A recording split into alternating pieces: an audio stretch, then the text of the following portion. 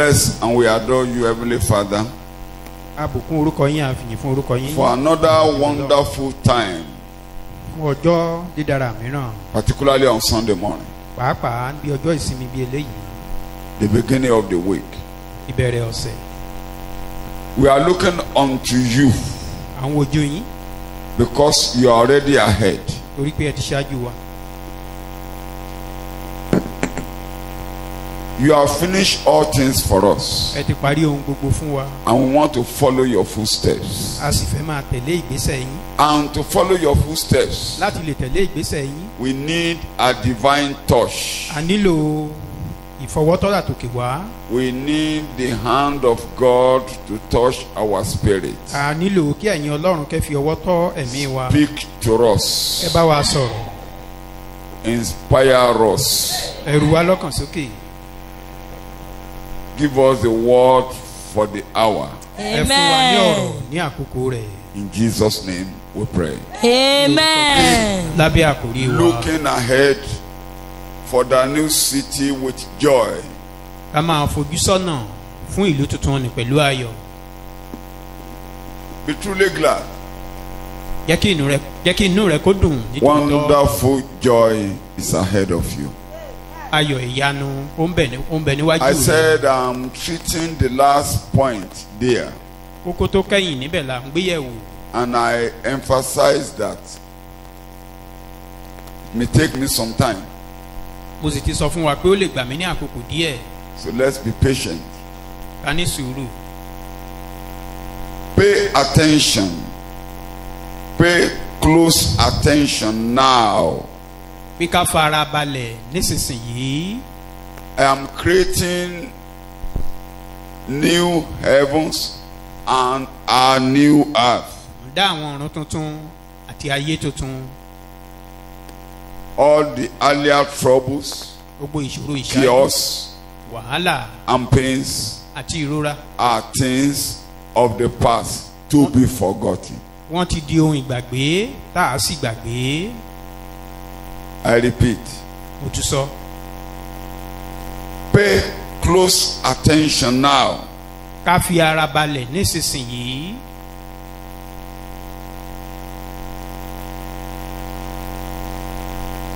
I am creating new heavens Ń dá àwọn and ọ̀run a tuntun new earth. àti ayé tuntun. All the earlier troubles, Gbogbo ìṣòro ti ṣáájú, chaos, wàhálà, and pains ìrora, are all things of the past. gbogbo wọn ti di ohun To ìgbàgbé. be. Ó di ohun tàtijọ́. To Become be the thing of the forgotten. past. To be forgotten. Tá ó sì gbàgbé. Isaiah 65, Ìwé Àìsáyà orí ìkẹrin verse karùnlélọ́gọ́ta 17. ẹsẹ̀ ìkẹtàdínlógún. When I started last week, Nígbà tí mo bẹ̀rẹ̀ lọ́sẹ̀ tó kọjá, I mentioned two key points. kókó méjì ni mo fẹnu bà. I said, God will wipe away all your tears. Mo ní Ọlọ́run á nu omijé wa gbogbo nù. 2, I said, death has finally been abolished. Mo ní a ti pa ikú rẹ́ pátápátá. I will continue from there today.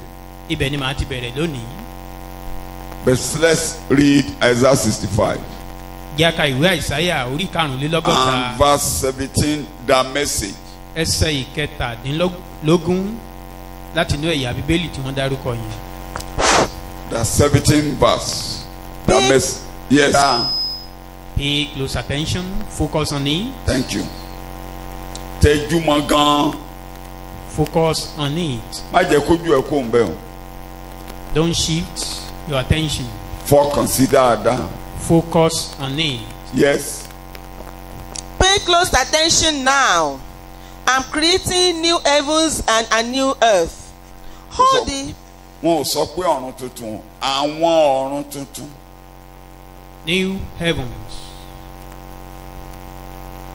Wọn ò sọ pé àwọn ayé tuntun.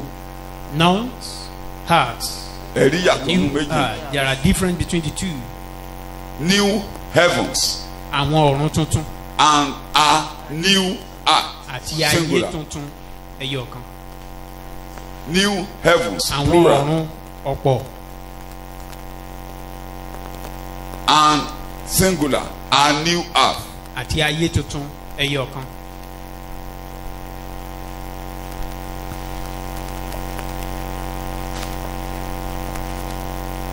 All the earlier troubles, chaos, and pain are àti things gbogbo wàhálà tó ṣẹlẹ̀ of the lọ́run past.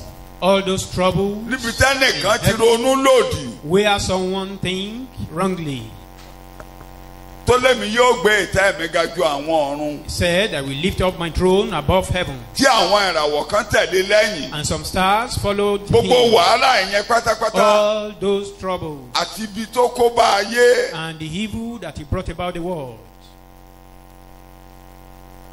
àti wàhálà tó wọnú ayé and the ènìyàn trouble that enter into life of ìrora men, pains gbogbo rẹ̀ di ti àtijọ́ became things of the past. bí orin àwọn ọmọ mi Like one of our sons, àti ìgbà yẹn gẹ́gẹ́ ló máa di àtijọ́ nìyẹn it was there Láìsí that it di could become àtijọ́ things of the past. ìgbà tí ayé tuntun bá dé When new heavens tí ọ̀run come, àwọn ọ̀run tuntun bá sọ̀kalẹ̀ when new heavens ìgbà yẹn descended, gẹ́gẹ́ láti ti àtijọ́. then all those troubles become things of the past. kò ń ṣe pé ẹ ó gbàgbé kò tí ẹ ní wá sí ìrántí You will never remember them á dàbí anymore. pé kò ṣẹlẹ̀ rí It rárá will be rárá as if they've never happened.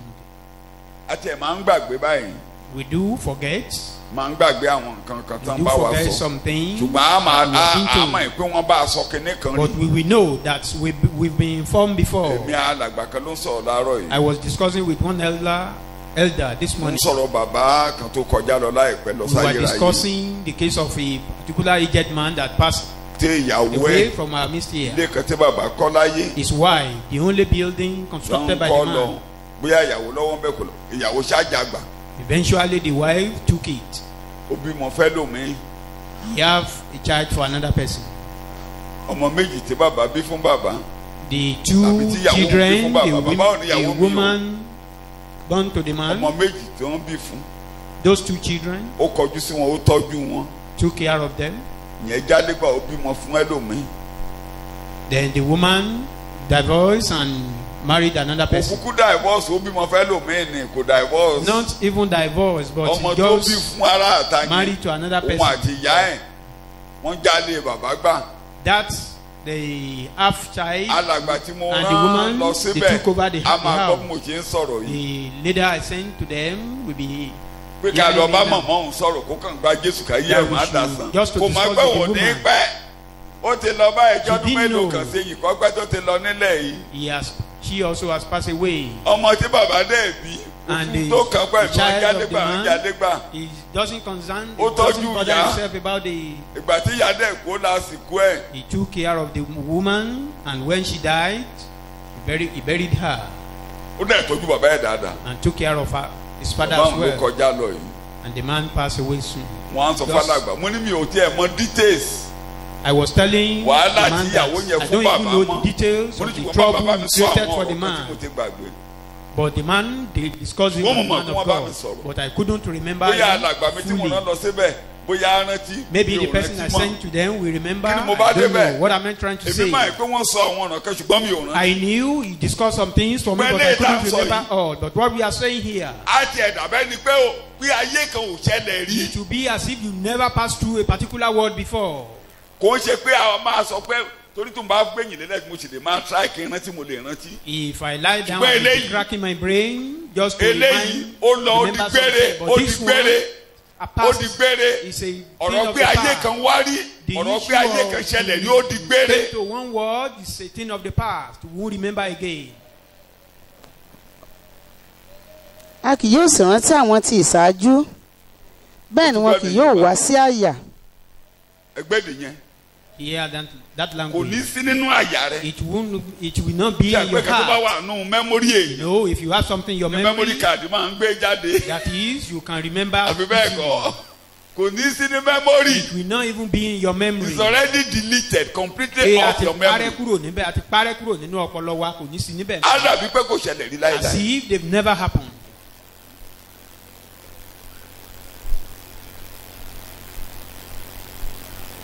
bàbá pétérù wá lo èdè kan tí mo fẹ́ kó lẹ̀ mọ́ ọ láyà Father Peter used a language I want to Mo sọ ní cleave to ìjẹ́jọ́. your heart. I said it last week. gẹ́gẹ́ bí ìlérí rẹ̀ According to his pétérù promise, kejì 2 Peter orí ìkẹta chapter 3 ẹsẹ̀ ìkẹtàlá.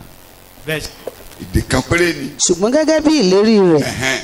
àwa ń retí àwọn ọ̀run titun àti ayé titun Bẹ́ẹ̀, But we look for new heavens and a new looking earth ahead, according to his looking ahead. promise. Àwa ń retí ẹ̀. Retí. Tíyẹn bá ti kó òun ètò rẹ, o finish. Once that is out of your plan, then you are gone. Tíyẹn bá ti kó láyà rẹ, If that tíyẹn ò bá ti sí no níwájú more in ẹ, your heart, ò don't- wáyé, ò they are not wáyé. your focus, it means come to this world in vain. Ọlọ́run ti ṣe ìlérí. God has promised Àwa tí ó bá tẹ bá Jésù rìn. those who walk Tí a with God. gbé tí a ń gbé ní ayé fún lójoojúmọ́ ni pé àwa ń retí The purpose of your living àwọn ọ̀run tuntun is àti that we ìkéne. are expecting new Kí ló ń heavens gbénu and new yẹn? heart. Èèò, Where righteousness kí ló ń gbénu dwells. eléyìí? What is dwelling in this one? Èèò, àìṣòdodo àìṣòdodo, Unrighteousness, ìdàrúdàpọ̀, chaos, ìrora, ìnira, pain, gbogbo búburú affliction, gbogbo ló ń gbénu eléyìí. all evil things. Tí a bá ti jí láàárọ̀ báyìí, tí a bá ti Wake up kọ́ in the pé, morning. "Hey!" Ìjọ kan ló máa dópin. One day will be one day. Tó bá jí, tọwọ́ ò ṣe é gbé.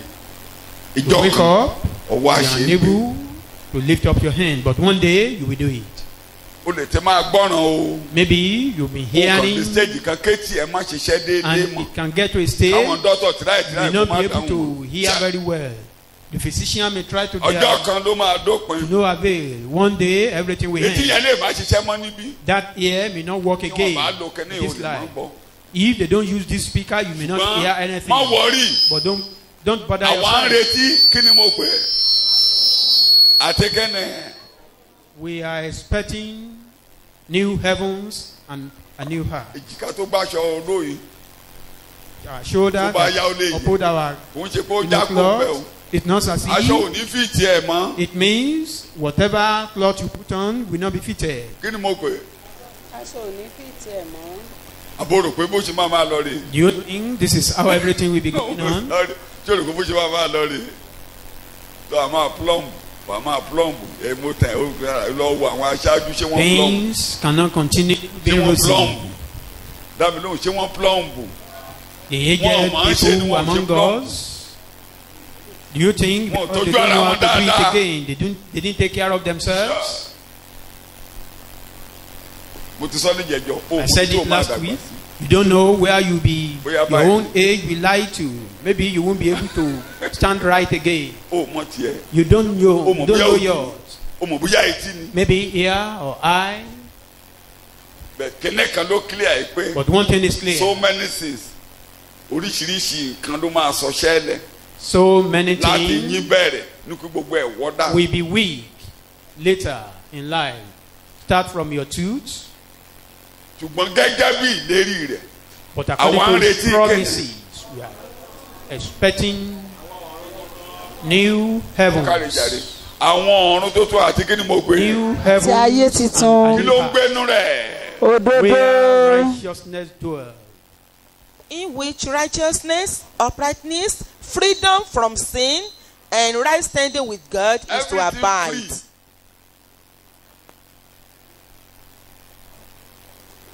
mo sì rí ọ̀run titun kan àti ayé titun kan nítorí pé ọ̀run ti ìṣáájú àti ayé ìṣáájú ti kọjá lọ. So mo fẹ́ rìn díẹ̀. Mo Mo fẹ́- to move forward. Mo ti sọ pé onígbà méjì lẹ́kọ́ yìí. Ṣùgbọ́n ohun tó wà Said lọ́kàn it's mi of jù pé twofold. mo fẹ́ gbé ọkàn ẹ̀ sókè síbi But tá à ń lọ. what my intention is to fẹ́ kó ọkàn inspire ẹ̀ you kó to bí. where we are going, just to Bí Jésù ló make your olùgbàlà heart gan ló ṣe bẹ́ẹ̀ move o. away from this heart. So That ó is wà according lọ́kàn to mi Jesus. lábẹ́ ẹ̀kọ́ ìkíkọ́ It's in my heart just to live, to inspire Ìyẹn ló us ga jù lọ́kàn mi lábẹ́ ẹ̀kọ́ yìí. with heavenly things. Ṣùgbọ́n ìkejì mo gbọ́dọ̀ lo igbákejì rẹ̀. The second Olójú part, kejì I ẹ̀ ni must just talk about it. kí ayé ẹ̀ dọ̀tún gan That níbí. is for your life to Torí àwọn táyé renew wọn bá here. dọ̀tún níbí ló máa lọ síbi tó. It is only Tí ayé ẹ̀ bá people who dàrú can life níbí. renew or renew O lè here lọ. can go to that new city. Ọlọ́run gbọ́dọ̀ tó ayé ẹ̀ ń bí. If you are confused Kó here, wá your gbójú life is sókè in pé Shambhala, you can't tó bá go. kàn wọ́n á nílò ra díẹ̀ kéékèèké. That is when your life is organized Ìdílé àwa here, dàbí there may be a pé little ìpọ́njú pain, wa tí ó fẹ́rẹ̀ our ó fẹ́rẹ̀ fear, nìyẹn. affliction, Ó fẹ́rẹ̀ nìyẹn. Kì í ṣe Then ìpọ́njú bí ó their kékeré. fear.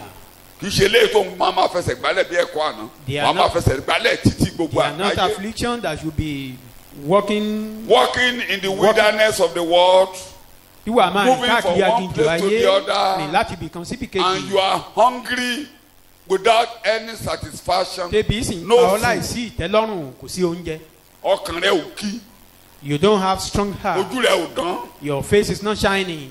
Ṣé o ti yé eyín nínú Do ẹ̀kọ́? we understand that? Oúnjẹ ti In mú teaching. ọkàn lé. Food that make your Òróró heart tí ń strong mú ojú. and the oil that Tí make ò your ní face òróró tí shine. à ń dà lé ọ lórí, No ojú ẹ ò lè dán bí. pouring oil. Ojú ẹ ò lè dán. Your face cannot shine. Eléyìí tí mo sọ pé jìkà ń yẹ jìkà lé. Talking about Bẹ̀tẹ̀ bá ti na òróró lé ọ lórí. pulling down Ojú of ẹ á your máa dé títí wàá fi shoulder. lọ But wí. if oil is being put upon you, your face will be shining Ojú ẹ á máa dán. till you depart. Ọkàn rẹ á máa kí. Then you have a strong heart. Are you listening to me? Kí ẹ̀ ń gbọ́ mi. Ìgbà kẹta rẹ̀, inú rẹ̀ á máa dùn. Then you will be happy. Mo nínú á máa ṣe. Eo, You will be happy. kó o má rè tọ̀tọ̀. Even Nínú you are ìrora unable to yẹn, urinate. inú rẹ̀ á máa dùn. Even in Inú that rẹ̀ á máa dùn. pain, you will be rejoicing. Mi ò mọ ìrora tó máa ní níbí. Inú rẹ̀ á Whichever máa pain dùn. you are experiencing, you'll be Níbi happy. tó wà tán bá rí ọ, ojú rẹ̀ á máa Where dán. you are, Ọkàn rẹ̀ á kí. people see you, your face will be shining, you have a strong heart. Ọkàn rẹ̀ á kí. Now that you will be lamenting, Ọkàn rẹ̀ á that you will kí. have a strong heart. Ó dàbí orúkọ ọmọ mi. Like, Mo lólúwa. Inú mi dùn. mo lọ́lọ́wọ́ ayọ̀ mi pọ̀ orí mi sọ̀rọ̀ mo ti lọ́lọ́wọ́ Mo lólúwa. inú mi dùn mo lọ́lọ́wọ́ ayọ̀ mi pọ̀ orí mi sọ̀rọ̀ mo ti lọ́lọ́wọ́. Ọkàn rẹ̀ á kí. Máa lọ́rùn yá. Ọkàn rẹ̀ you á have kí. a strong heart. Even Torí ò mọ if bí tó heavens ń are lọ. falling because you don't know Mọ bí where tó you're ń going. lọ. Don't know.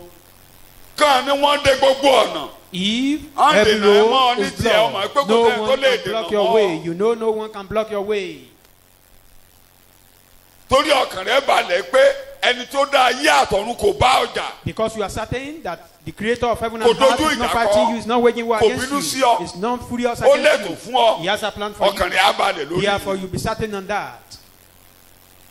Inú rẹ̀ ọkàn rẹ̀ á máa kí lójoojúmọ́. You'll be having Ètò yẹn á strong máa rán ọ heart. létí wàá máa That jẹun plan will be nínú ẹ̀. reminding you and you'll be rejoicing in Wọ́n á it. máa fún ọ lóróró lórí rẹ̀ rẹ̀.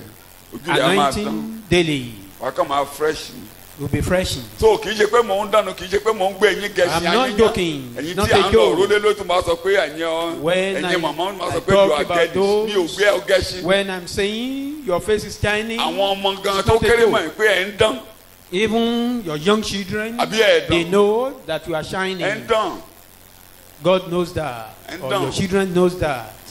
Àwọn ọmọ kéékèèké nínú ṣọ́ọ̀ṣì mọ̀ pé ẹ̀yin àgbààgbà Even yẹn ń little dán. children in this Done. church, Ẹ̀yin gan You mọ̀ know. pé ẹ yàtọ̀ sáwọn ẹgbẹ́ ẹ̀yin. even you yourself, you know you are not equal Wọ́n with tó your bá máa kó colleague. yàtọ̀ sáwọn ẹgbẹ́ ẹ̀ tó wà nígboro jẹ́ kí mi rọ́wọ́ ẹ̀ You lókun. know you are not equal Pé with your ó colleague jìnnà rere sáwọn outside, ẹgbẹ́ ẹ̀ tó that you wà are far nígboro. away from them. Lórí ẹsẹ̀ rẹ̀ dìde. Rise up on your feet. Ìwọ Ọlọ́run ló mú mi yàtọ̀. God, you make me different. Ènìyàn ọ̀tọ̀ ni mí. A peculiar Ó person. ṣe ayé mi dáadáa yàtọ̀. You do my Mo life yàtọ̀ so pátápátá. special. I'm so special. Sáwọn ará àgbòrò. To other people Sáwọn tó ń outside. gbálẹ̀ lórí títì. To those who are wondering Mi ò about in ṣara the wọn. city. Mo I'm yàtọ̀ not among. pátápátá.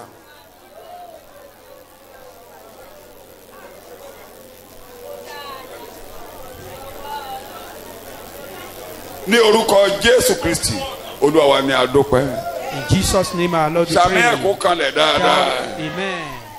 Jẹ́ ń tẹ̀síwájú. Under this new order, Lábẹ́ ètò tuntun yìí, former, I repeat, the ti point sọ. I'm using this morning, kókó tá à ń lò láàárọ̀ yìí. former things are passed away. Àwọn ohun tàtijọ́ wọ́n ti kọjá Under lọ. this new order, Lábẹ́ ìlànà tuntun the yìí. original plan of God, what God has in mind, will now be fully restored. Ètò Ọlọ́run, ohun tí Ọlọ́run ní lọ́kàn, àwa mú padà bọ̀ sípò. Ìyẹn ló kọ́kọ́ gbọ́dọ̀ ṣe mú sọ́nù ẹ̀kọ́ lánàá. That Ìyẹn ṣé ẹ̀rọ àwọn tí ìyẹn bá ti ṣe mọ́ ọ lára báyìí. once that one is fulfilled in your life, ayọ̀ ló máa àwọn tó bá ti ṣe mọ́ lára báyìí. Those whom that one is wọ́n á fulfilling máa in their wòkè life, fún ìmúṣẹ they àkọọ́lẹ̀. be looking forward kí ni Ọlọ́run ní for the lọ́kàn fulfillment nígbà of tó the ń dá plan of ayé. God. What kí does ni God Ọlọ́run have ní in lọ́kàn mind nígbà tó when ń He dá created the èyí. world, when He created man? ìgbà tá a bá káyé lóko ló máa ní mú. When this world Ṣùgbọ́n is rolled away, then àwọn that tó one máa will wọ̀nà be fún fulfillment. ètò yẹn á ti ṣe mọ́ wọn lára. Those who will be looking yẹn ni mo ń kà ahead for láti ìwé that. Éfésù orí kìíní That was what I was reading yesterday in Ephesians chapter 1. tí mo sọ wípé When I said, Ọlọ́run ti ṣètò fún ọ. God has a plan for you, máa wò mí wọn Look at kó me. jẹjọ ni wọn á pa they will handle that. kó jẹjọ gangan ni Even if it's a snake, mọ̀mọ́ á pa òun ló máa ń pejò òun lé mi she normally kills snake in our yóò house. ti gbọ́ kì í ṣe mi ló ń pejò mọ́mí ló ń pejò Hallelujah. kódà ó máa ń hallelujah Eke hallelujah. shout hallelujah. Eke hallelujah. ṣé ẹ̀rù tọ́lọ́run ní lọ́kàn That plan of God, méjì ni ó létù fún ọ gangan He kó has tó wá plans for sáyé you ever before ètò you were yẹn ò born. lè ṣẹ́ That plan cannot tó come o to bá pass dọ̀dọ̀ Jésù unless you come olùgbàlà to yẹn ni mo sọ Jesus. nígboro lánàá. That was what I told you yesterday yẹn in the Éfésù open orí here. kẹ́ni sọ orí Éfésù orí kẹ́ni In yẹn Ephesians láti chapter ẹsẹ̀ 1. kẹta dí ẹsẹ̀ kọkànlá From verse 3, verse 11. lẹ́tí máa ẹ jẹ́ káka díẹ̀ ń bẹ̀ Let's ìkíní read. mo fẹ́ ṣàlàyé ẹ̀ máa Yes. kàkà bẹ́lẹ̀ ayọ̀ ntọ́lọ́hún ní lọ́kàn fàáyé ẹ̀ That bó is ṣe the wà plan yìí of God for your ó life. lè wọnú ẹ̀ tó bá You wọnú cannot Jésù enter into that wà á plan máa gbádùn without lórí you títí being in káàkiri. Christ. wà á máa wọ oúnjẹ You kiri will only be wandering about looking for food. wà á ní bílíọ̀nù ó lè yó You may be a millionaire, but yet you won't be satisfied. wọ́n ń kà ní pépà lálẹ́ àná kí I was reading from wọ́n ní news, àbíjẹta náà ti sọ pé maybe MTN ti Yesterday. wọ stock exchange so torí pé ó ti wọ stock exchange MTN has joined the ó ti stock go public exchange. gbogbo àwọn shareholders síbẹ̀ wọ́n á gbórúkọ wọn jáde. All Wọ́n á- the shareholders there, pépà yẹn wá they gbé are díẹ̀ able to jáde nínú àwọn publicize. tó jẹ́ pé ó ní billions They will síbẹ̀. now reveal some people who have billions of Mo naira kà or mo láwọn millions. ìwọ̀n yìí lè máa ń yó o I said these people yet may not be satisfied.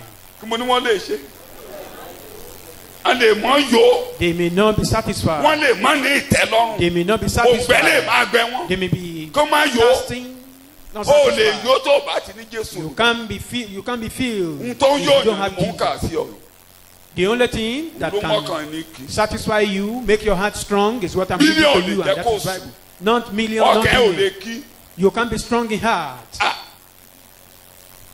torí pé ẹ tí mo tó ń lọ nígboro because you don't know what ẹ is fẹ́ going wọnú on. ìgboro You Ọlọ́run ní want to jẹ́ kẹ́ enter into wọnú the city. ìgboro lọ God will not allow you to do ọ̀pọ̀lọpọ̀ that. yóò mọ tí lọ́nú ìgboro. Many of us don't know what is going on in the city. 2008 In 2008, nígbà tí nǹkan crash when things were down,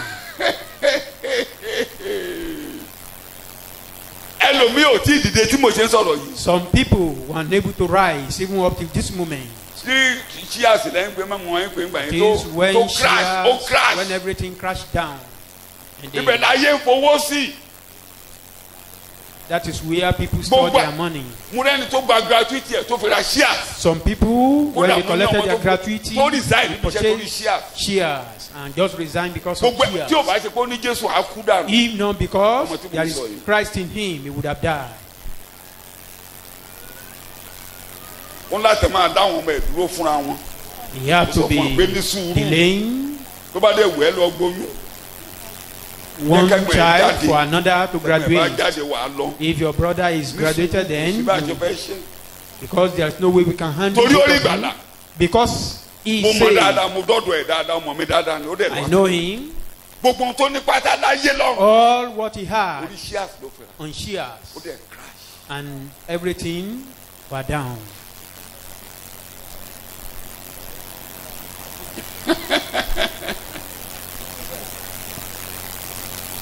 kódà táìmù tó ń kíní yẹn ṣẹlẹ̀ ìgbà yẹn ni depression ṣẹlẹ̀ When àwọn èèyàn wá lọ ń ra things gold happened, there was depression. People were diverted to gold purchasing, gold tó ń crash and this thing also ayé affects lẹ́yìn gbogbo owó ló máa gold. crash In this world, tí ò bá crash all aṣojú ò ní denomination, wà all currency will crash down. Without that, Tí ò the bá ti Antichrist crash, will not come. aṣojú ò ní wá ó máa crash Antichrist kò will ní not yé wọn come. mọ́ If those things ọ̀rọ̀ wọn ò are ní not yé right, anybody bó ṣe máa nobody will be ṣòwò able to handle so tó them. bá jẹ́ pé owó ló ń wá If owó you are owó looking owó for à money, Ọlọ́run má jẹ́ kó crash o running after money, owó lè God crash not mi ò allow ní you. crash ní tèmi o. Money may crash, I will not. So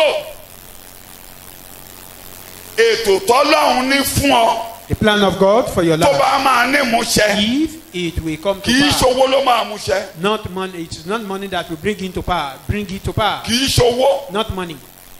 ó máa wọnú Jésù olùgbàlà Enter into Christ kó o tó mọ Jesus. ohun tó ní lọ́lọ́run fún ọ. Before you know what Ibẹ̀ God lọ́kàn á has ti planned for balẹ̀. you, then you'll be comforted.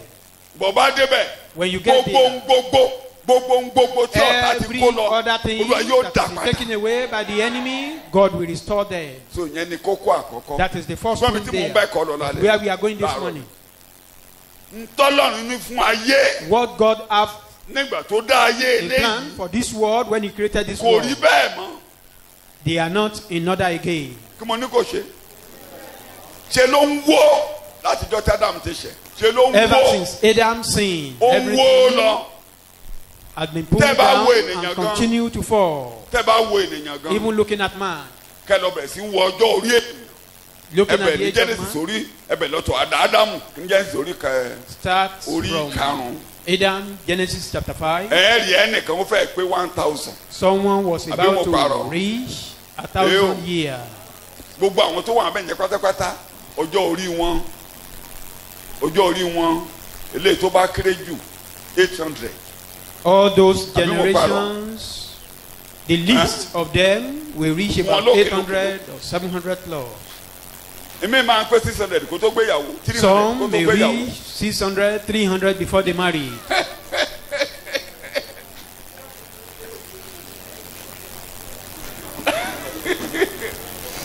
mẹ̀túnṣẹlá sì wà lé ọgọ́sàn ọdún ó lé méje ó sì bí lámékì. èló náà pè ní ọgọ́sàn 180. ló ẹ̀ṣẹ̀ mari ló ṣe bímọ He married at 180 years. ìyẹn ti ẹ̀ dàgbà torí That orí inú one à is even ìgbà because tí kùn mi fẹ́ dé he even lónìí saw kú Noah. He died maybe after the flood, when the flood was about to happen.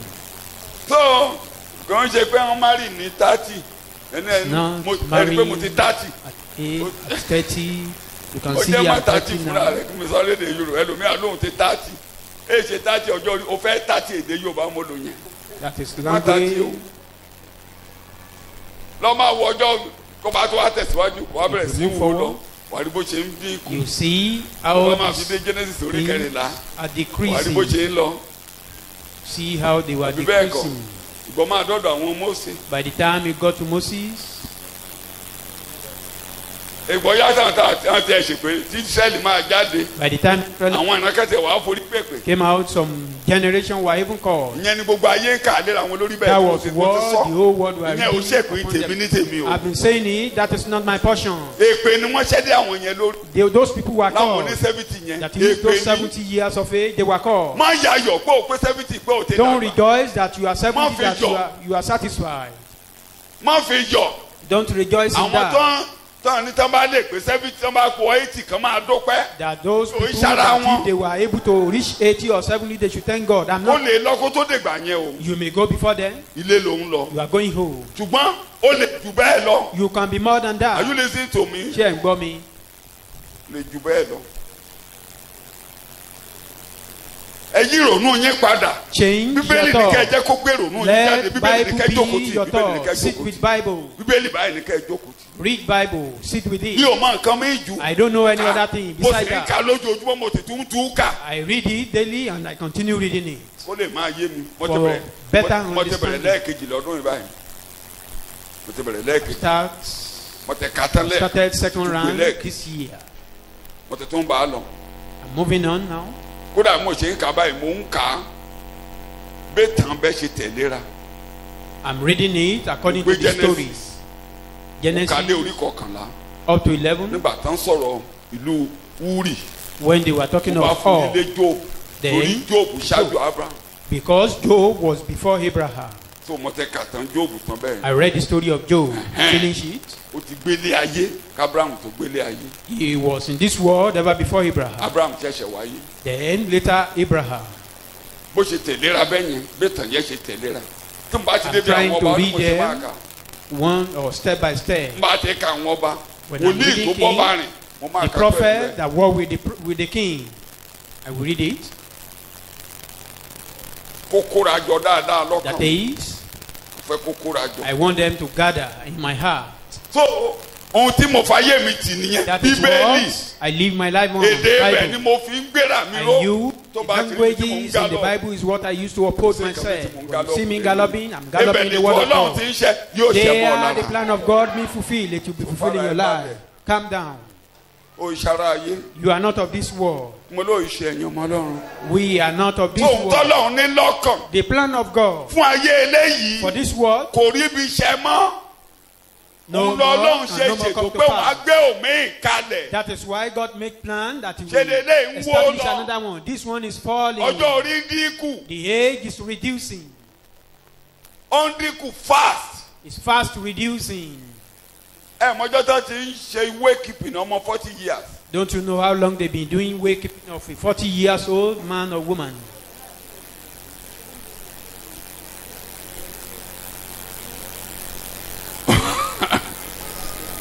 lẹ́ni tí ò tí ì bẹ̀rẹ̀ ayé tí ò Someone tí ì wáyé not even wọn ò tí ì started mọ̀ his life. wọn ò tí ì mọ̀. Not yet known in this world. máa ṣe ìwé keeping ọmọ 40 Doing kan wakekeeping nítorí ó of ti bímọ. 40 years old because he has children.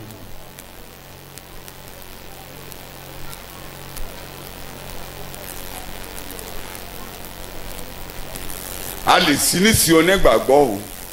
They bury such ayọ̀ people. tá a máa ní lórí ọmọ 40 tó bá kú tàbí ọmọ 20 tó kú ayọ̀ ìgbàlà. kí ni The mo only pè é? joy we can receive from that is Ayọ̀ the joy àjíǹde. of salvation, the joy gẹ́gẹ́ of bí ènìyàn resurrection. As òkú a- ìbànújẹ́ ni. But naturally, sọlọ́run gan nínú ètò rẹ̀ It's tó a bá ti sorrowful yọ ètò day. ìgbàlà kó ń bẹ òkú ìbànújẹ́. even to God, without issue of salvation, it's Ṣùgbọ́n a torí sorrowful ètò day. ìgbàlà. But because of the plan of torí salvation, Jésù ìgbàlà tó fi kó oró because gbà of mí Jesus tó bá that ti rí deliver us ìgbàlà tó bá with his lọ sorrowful death. ayọ̀ ní lọ́run. If anytime anybody dies, it's a joy Ọlọ́run in jèrè heaven. ó kó èrè Because God ó kó èrè gained pé ibi táyé ń wó lọ that as this world is pé mi ò falling, jẹ́ kẹ́lẹ́ ń wó máa yé this one ó yá máa will bọ̀ not fall with it. Torí Come ètò to me. ayérayé tètè Because máa of bọ̀, eternal wá máa plan of sinmi. God. Come wàá and máa rest. sinmi ní tiẹ̀ Come and rest. wá sinmi ní tiẹ̀ Come and rest. eléyìí á wó This world èmi ò is fẹ́ kó o before. wọ̀ I don't á want mú you to fall olódodo with lọ it. kí ọjọ́ ibi ó tó dé. Righteous was taken so before lẹ́fẹ̀ẹ́ máa the, ń rí young men before evil and days. women tọ́lọ́ adédè ká wọn tára wa That's why gbọ́n we see a young máa men, béèrè lọ́wọ́ women, náà and máa God will béèrè just lọ́wọ́ harvest kájọ them. máa béèrè. ó ní tàdé eléyìí Said, who is yẹ̀yẹ́ this? yìí Who is tó ń this? kó èrì mi Wearing God. tó ń kó èrì mi Wearing God. wàá dá mi lẹ́jọ́ kó Will jàre you bí. judge me that you are justified? ọ̀pọ̀lọpọ̀ yín dá Ọlọ́run ẹ fẹ́ jàre Some of us want Ọlọ́run to ló justify jẹ̀bi yín, ourselves àbí? that God is guilty. Ọlọ́run ló jẹ̀bi That yín. God is guilty.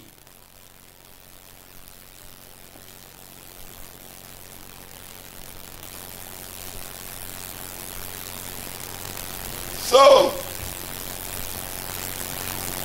ntọ́lọ̀ bó ṣe lúgọ rè ètò mi á ṣẹ That my plan ètò mi á be ṣẹ ó fulfilled. yá máa bọ̀ so ẹni Just tó wà come mí unto láàárọ̀ me. yìí All mo tún of you that gbàdúrà are here ètò Ọlọ́run á this ṣẹ mọ́ ọ lára morning. My prayer is the plan of so God farabalẹ̀ in your life. ṣí Calm ọkẹ́ ẹ̀ down. payá Open-minded. Be open. tẹríba Open fún your Jésù mind. olùgbàlà Bow down for Christ. kó farabalẹ̀ fẹ́ kọ́ kó yí ọ And calm down kó gba under ìwọ sermon and understand. Be ẹnikẹ́ni baptized. tó bá gbọ́ kíni Anyone who hears my word, tó bá gba ẹni tó rán mi gbọ́ I believe he mo will fún send me. níyè I give him life. mi ò ní kó mẹ́rẹ́ I will not gather him with mà wá jókòó tì foolish people. nǹkan tí mo kọ́ ọ́ lẹ̀ Then tí mo fi I pamọ́ will be with him. ẹsẹ̀ What karùn-ún I had. Éfésù orí What was kept orí for ìkíní him. ẹsẹ̀ Ephesians karùn-ún chapter nǹkan Ẹni tí tí mo ó fi ti- pamọ́ ṣáájú ìpínlẹ̀ tí ayé yóò wá ṣẹ those mọ́ things that I kept you are reading the ever Bible before the Yes. foundation ẹni of tí the ó sì world. yàn wá tẹ́lẹ̀ Bẹ́ẹ̀. sí ìsọdọmọ For he foreordained us, Yes. destined us, planned in love for us.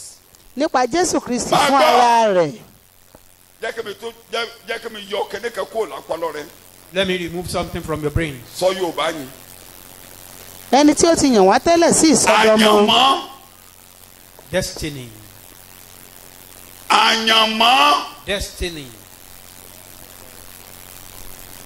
kẹ́nìkan bá kú lójijì If someone tó bá láìsàn dies kan tó ti kú suddenly, lọ àní àyànmọ́ rẹ̀ ni Maybe he died of a particular disease. They may say that is his destiny. kẹ́bàá bímọ àyànmọ́ rẹ̀ ni. Without child, destiny. àní kò sẹ́ni tó kọjá àyànmọ́. There's no one is above destiny. wo bíbélì ẹ̀dá. Look at your Bible. kí ni ọlọ́run yàn wá sí. What kí has God ayé tó chosen you bẹ̀rẹ̀ for? wo Ever bíbélì before ẹ̀ the foundation of the wo world. bíbélì ẹ̀ má wò mí Look lójú. at the Bible. gbé sókè lókè kó jẹ́ kán rí. ẹni tí ó ti yàn wá tẹ́lẹ̀ sí ìsọdọmọ nípa Jésù Kristi ó fún ara yàn wá rẹ̀ tẹ́lẹ̀ àyànmọ́ wa tẹ́lẹ̀ Pointed ní us síkíní. ìsọdọmọ pé ẹ wọ bàtà mi. that you put on my shoe. I will adopt you to be my son. Pé màá sọ ọ́ dọmọ mi.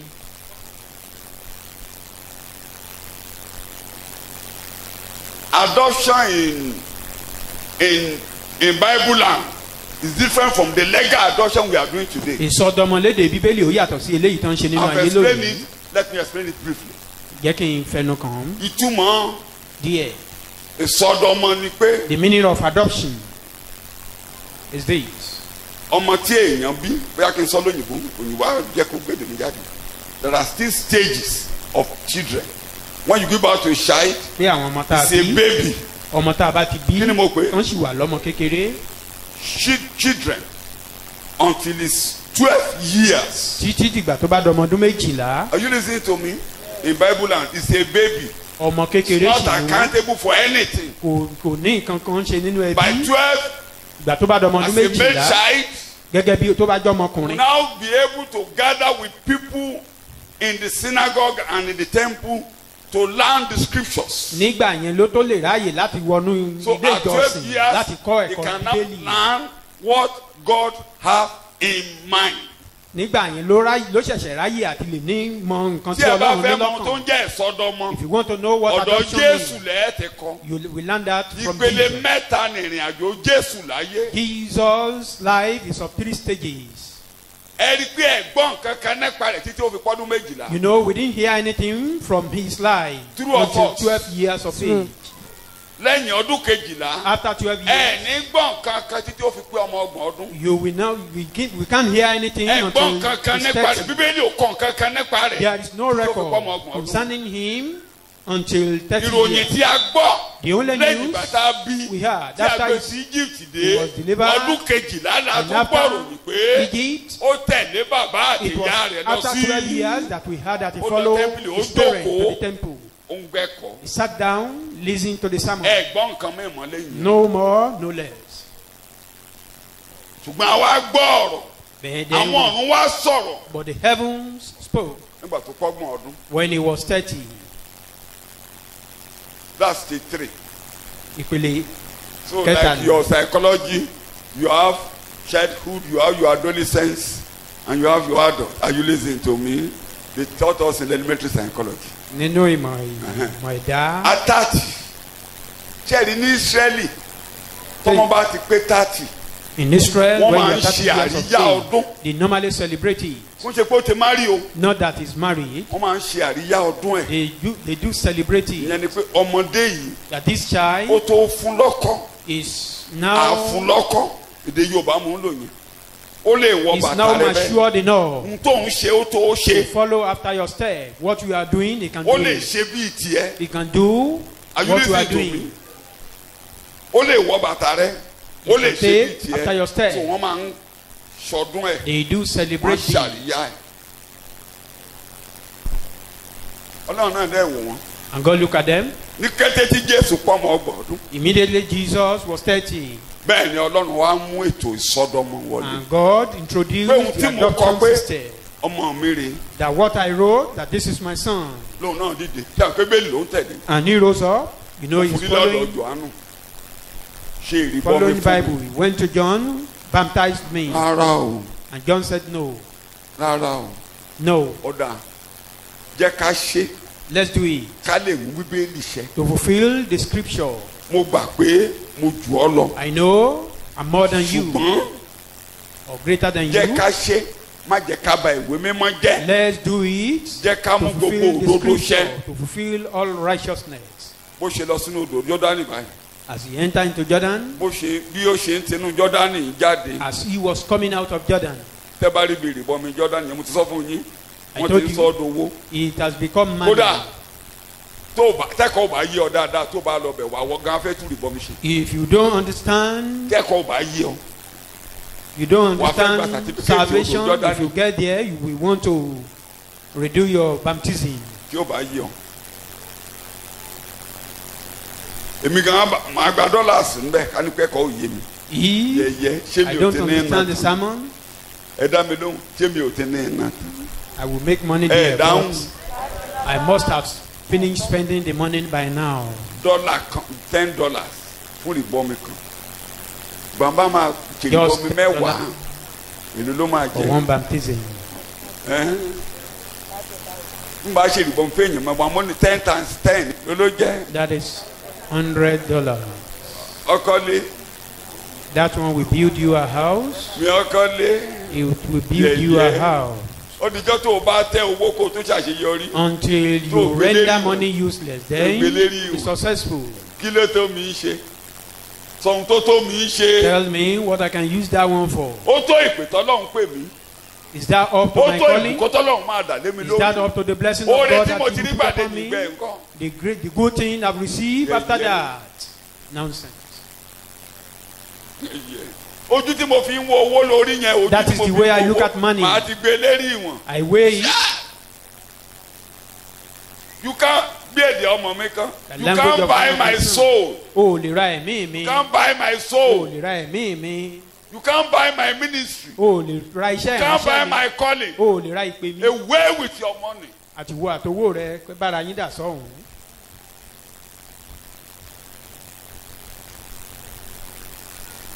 ẹnìkan tí mò ń bá rìnrìn àjò ọlọ́run Person tó ń moving fún ni with God. ní ohun gbogbo That is- láti ṣe kéne. All things to you. mo ń sọ mo ní mo ga jó mọ́tẹ́ka tó.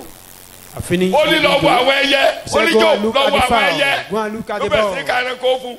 He was mentioning names ó of mọ̀ báwo eléyìí ṣe ń jẹun. animals. ó mọ̀ bí eléyìí Do you know how àwọn I eléyìí see ké pè this mí one? They wọ́n call máa upon ké me and they àdèmá continue to dáwọn call lóhùn. upon me and be responding. yẹyẹ ni ọ wọ́n fẹ́ jàre kémi jèbi You now you want to justify yourself that I will be guilty. ọmọ ẹ ní ikú lọ ọmọ rẹ kú. Is that a new thing that you love your children? bẹ́ẹ̀ lọ́hùn ti rà rẹ mọ́ kọsẹ̀ torí Don't kíní beg kan ṣẹlẹ̀ sí God. ọ. Don't stumble because something happened to you. That something happened tó mọ to tọ́lọ́hùn ní lọ́kàn lérí ayé you. You rẹ. know the mind of God for your tó o life. ní yẹn ò lè ṣe tó bá yọ̀ǹda fún Jésù olùgbàlà. That kò lè thing you have in kò lè mind can never kò come lè to pass unless you surrender for Christ. ojú ọ̀nà lè dí gbogbo ní There may be alẹ́ blockage. ó dìgbà tó bá wọ There may be hindrances, everything be so tough until you come to Christ. gbàgbà bọ́ mi o. Jesus was bó eventually ṣe ń baptized. dàdé bọ̀ báyìí. As he was coming out Bíbélì of ní Jordan, àwọn ọ̀run ṣí and heavens were opened. kí lọ́lọ́run sọ. What did God say? ìbẹ̀lẹ̀ ti kọ́kọ́ máa gbọ́ ní bíbélì. There you èyí go. yìí ni kéde. These àyànfẹ́ ọmọ mi ẹni tí inú mi dùn sí. ìjọ yẹn ló wọ bàtà ọlọ́run. that day, that very day, he entered the shoe. ìjọ yẹn ni a Of God. sọ́dọ̀ mọ́. He was adopted that very day. ẹ pàdé mi nínú ẹ̀kọ́ mi mo máa Meet me ṣàlàyé in another sermon. I will explain better. bẹ́ẹ̀ kí ni mò ń tó láàárọ̀. What am I trying to say? àyànmọ́ ẹ̀ nìyẹn. That is his own destiny. àyànmọ́ ti wá Our own ní pé destiny ká dọ́mọ́. is for us to become bí adopted. ẹ̀dá ọlọ́run gbé èdè pétérù That the kejì nature of God- orí kìíní ẹsẹ̀ kẹrin Like the language of bí a 2 gbé Peter ẹ̀dá chapter 1 ọlọ́run verse 4. sínú wa That the- pétérù kìíní the orí nature kìíní of ẹsẹ̀ God be ìkejì put in us. ó ní First Peter chapter ìmọ̀tẹ́lẹ̀ 1 verse 2. nínú ìmọ̀tẹ́lẹ̀ ọlọ́run In his kí ẹ lè known. ọlọ́run ti mọ̀ tẹ́lẹ̀ That is, God bí knows ọjọ́ kan bọ̀ before tọmọdé yìí máa dọ́ ọmọ mi that one day this child will tí become màá lè mine. fọmọdé yìí yan kan I will be proud màá or proud náwó of ẹ̀ this sókè pé child. èmi ni mo ní I yé will láyé lift him up that this ayé is máa my rí mi son. lára rẹ̀ That God, people will be seeing me in his àyànmọ́ ẹ̀ life. nìyẹn o That is your destiny. kí ni mo pè láyànmọ́ ẹ̀ lónìí o. What is your destiny lọ́ka today? gbogbo bíbélì o Look lè at rí the Bible. àyànmọ́ mi ní bíbélì You can never see any destiny in the Bible. àyàn wá sí ìsọdọmọ We were chosen nípasẹ̀ to adoption through wíbẹ̀ Christ. àyàn mi sí ìsọdọmọ I am nínú chosen Jésù to adoption in Christ àyàn mi Jesus. sí ìsọdọmọ I'm chosen to adoption Nínú Jésù. in Christ Jesus. jẹ́ kí n tún lo èdè àyànmọ́ níbòmí Let me fún ẹ use mo fẹ́ destiny in mo another fẹ́ place. yọ kandahá èṣù kúrò lórí I ẹ̀ want to remove all those things from your brain. fẹ́ yọ kandahá èṣù kúrò lórí ẹ̀ That satanic idea. Thessalonica kínní In 1 Thessalonians orí ìkarùn-ún chapter 5 ẹsẹ̀ kẹwàá. verse 10. ẹni tí ó kú fún wa Bẹ́ẹ̀ni. pé bí a bá jí tàbí tí a bá sùn ká lè jùmọ̀ wà láàyè pẹ̀lú rẹ̀. Kì í ṣe bẹ́ẹ̀. nítorí ọlọ́run yàn wá verse Ẹsẹ̀ 9 kẹsàn-án ọ̀kadì. nítorí ọlọ́run yàn wá Àyànmọ́ nìyẹn. kì í ṣe sí ìbínú Ọlọ́run yàn wá. Àyànmọ́ wa kì í ṣe sí ìparun. God ṣùgbọ́n sí àti appointed ní ìgbàlà nípasẹ̀ Jésù Kí lọ Ọlọ́run us yàn Olúwa wá wa. sí. for destruction. ìgbàlà You are not appointed for Kí destruction. làyànmọ́ wa? Nípasẹ̀ ẹ̀ta ni. True. So àyànmọ́ rẹ ní ìgbàlà. Wíbẹ̀ àyànmọ́ mi ní ìgbàlà. God appoints Nípasẹ̀ you. You have been Jésù sọ bẹ́ẹ̀. appointed to salvation through Jesus Christ. Tòtẹ́ bá ti ń gbé àwọn ìwé akátá ẹ wá When you kàwé àyànmọ́. read some books, come Wọ́n á and máa fẹnu ẹ̀ receive sọ lónìí. your destination. Ọlọ́run Your ò destiny. yàn mí sí ìparun. God Ẹni ẹ̀ bá has kó wí not bẹ́ẹ̀. appointed me Ọlọ́run ò for yàn mí sí destruction. ìparun. I have not been appointed for destruction. Ọlọ́run ò yàn mí sí I ìparun. have not been appointed for Ó destruction. yàn mí sí ìgbàlà. I have been chosen for salvation. Nípasẹ̀ Jésù. Appointed for salvation Ó through yàn mí Christ sí Jesus. ìsọdọmọ. Appointed for adoption Nípasẹ̀ Jésù. through Christ.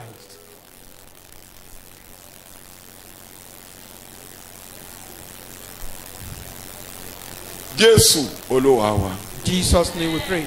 Tó bá ti láwọn kẹ́nẹ́ kan tó o ti ń rò pa àyànmọ́ rẹ ni. If there are things Tàbí you be táyé ti ń thinking sọ that pé they are létí ẹ your pé destiny, bí o ṣe yan nìyẹn. maybe people have been Àwọn telling you ìkọjá that rẹ̀ is how dìde lórí ẹsẹ̀ you are rẹ̀. choosing or you chose. Àìsàn yóò iṣẹ́ àyànmọ́ Rise mi up on o. your feet that this thing is not my destiny. Wàhálà eléyìí ò iṣẹ́ àyànmọ́ mi This o. trouble, they are not my destiny. Ọlọ́run ò yàn mí fẹ́ léyìí o. God hasn't appointed me for Ọlọ́run yàn mí this. sí ìgbàlà. God appointed me for Ọlọ́run salvation. yàn mí sí He ìsọdọmọ. appointed me for Ọlọ́run ò adoption. yan ibi mọ́ mi. God has never appointed any evil Ọlọ́run with yan me. pé kọ́kọ́ mi ó kọ̀ mí. God has not appointed me to Àyànmọ́ mi kọ́ ni pé divorce. kí n má lọ́kọ. My destiny is not to Àyànmọ́ mi have. kọ́ ni pé kí n má bímọ It's not for me láyé. not to have husband or wife. Accident or ò not to have ṣàyànmọ́ child. mi. Accident is never my Òṣì ò destiny. ṣàyànmọ́ mi. Ikú òjijì ò ṣàyànmọ́ Sudden mi. death is never my destiny.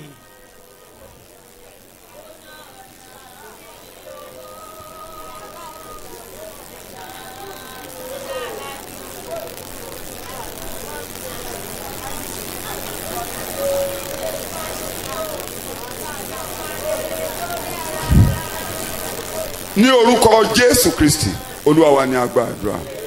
Jesus' name we Jẹ́ pray. kí wọ́n fi èdè Róòmù. Ó ní àwọn tí ó ti mọ̀ tẹ́lẹ̀. In Romans- Orí kẹjọ 29. Romans chapter Ó ti 8 ní verse ọlọ́kàn 21. tẹ́lẹ̀. He has you in Àwọn náà mind ni ó before. ti yàn. And those people Àwọn náà he ni ó has chosen pè. and he called. Èmi ni mo yàn yín. I choose you. nítorí àwọn ẹni tí ó ti mọ̀ tẹ́lẹ̀ Thank you. ni ó sì ti yàn tẹ́lẹ̀ láti rí bí Èdè àwòrán ọmọ yíyàn rẹ̀ yẹn. That Jews language chosen chosen tí Jésù lò that you lórí use by kẹẹ̀ẹ́dógún Jesus. Jòhánù ẹsẹ̀ kẹrìndínlógún. Ẹ̀yin kọ́ ló John yàn 16, mí. 15. Èmi ni mo yàn You yín. haven't chose me. Pé kí ẹ lè Chosen so you, èso. that you may bear fruit. I chose you. Mo yàn yín. I knew you. Mo mọ̀ yín. I knew you. Mo mọ̀ yín. And I've been monitoring you. Mo sì ti ń Before bójútó you yín were born. ká tó bí yín. Mo sọ lánàá. I said it yesterday. Àwọn tó máa ń wú mi lórí tí mo fi ń jọ́sìn. Mi ò ṣe kí n má Some fi things do jọ́sìn. inspire Josiah. me. King Josiah. Kírúsì. King Cyrus. Á bí ọmọ kan. A child will be born. Orúkọ rẹ̀ á máa jẹ́ His Josiah. name will be Ló máa fi called òrìṣà ìwò. Josiah. We Mo máa pull fi down jọ́sìn. this idol. Torí And Ọlọ́run we ti worship mọ̀ that. tẹ́lẹ̀. God Ọmọ kan ń bọ̀ láyé torúkọ rẹ̀ á máa known jẹ́ délé owó ẹ̀yẹ. that Ọlọ́run someone ti is mọ̀ coming. yẹn pẹ́tẹ́pẹ́. He has known me ever before I was born. Ìgbà tẹ́kọ̀ọ́ yẹn rú lọ́kàn mi tí mo When- ń ṣẹ̀kọ́ yẹn níbí. That Ìgbà yẹn làwọn ọmọ mi fi Sermon. kọrin. Ẹni òróró rẹ̀ ni mí. ó ti di ọwọ́ ọ̀tún mi mú. that they composed. Ọlọ́run ṣẹ́gun orílẹ̀-èdè níwájú mi. Mo ti àmúre ọba ọba. Yóò fún mi ní ìṣúra àti ọ̀rọ̀. Ó dájú ilẹ̀kùn ire ló máa ṣí níwájú mi.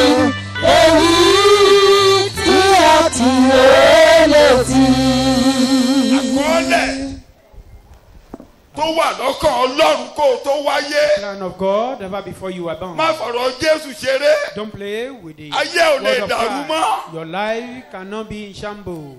mo sọ láti inú ètò ìgbàlá ni. In this plan of ṣe salvation, ìgbàlá lónìí. save èkejì now. rí pé ayé wọn gún. Then make sure you organize their life. let them prosper.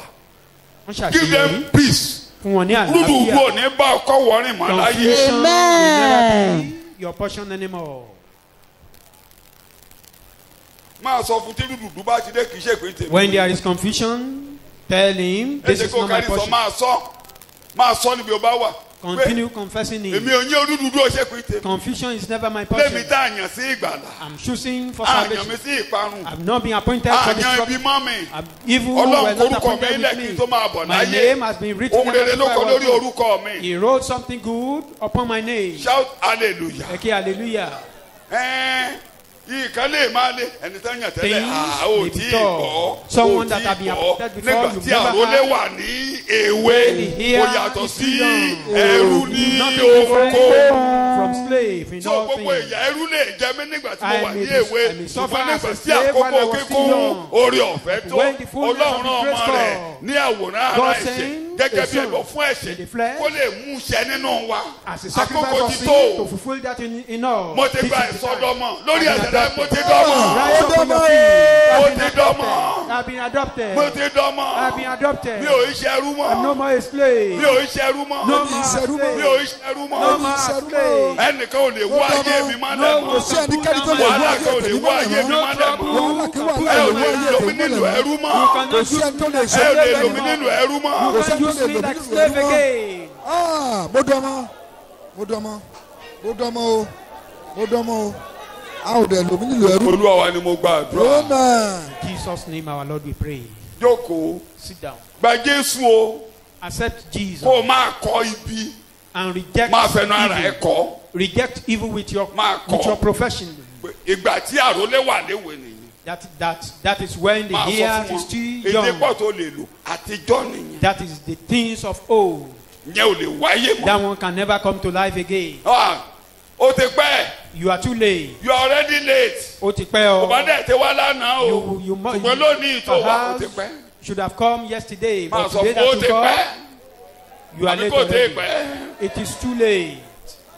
ó ti jẹ́ kí Jésù kú You've allowed Jesus ká to ní pé die. Jésù òkú ò bá ṣàṣe yọrí Indeed, Jesus Jésù ti kú ó died. ti jíǹde He has died ẹ and ti resurrected. kùnà You failed. ẹ lè mú dáwọ́lé eyín ṣẹ sọ bẹ́ẹ̀ fún wa ẹ lè mú dáwọ́lé eyín ṣẹ You can't fulfill ẹ ò your lè mú plan dáwọ́lé over my eyín life. ṣẹ You can never you are fulfill a your plan over failure my in my life. life. Ẹ ti kùnà lórí ayé mi.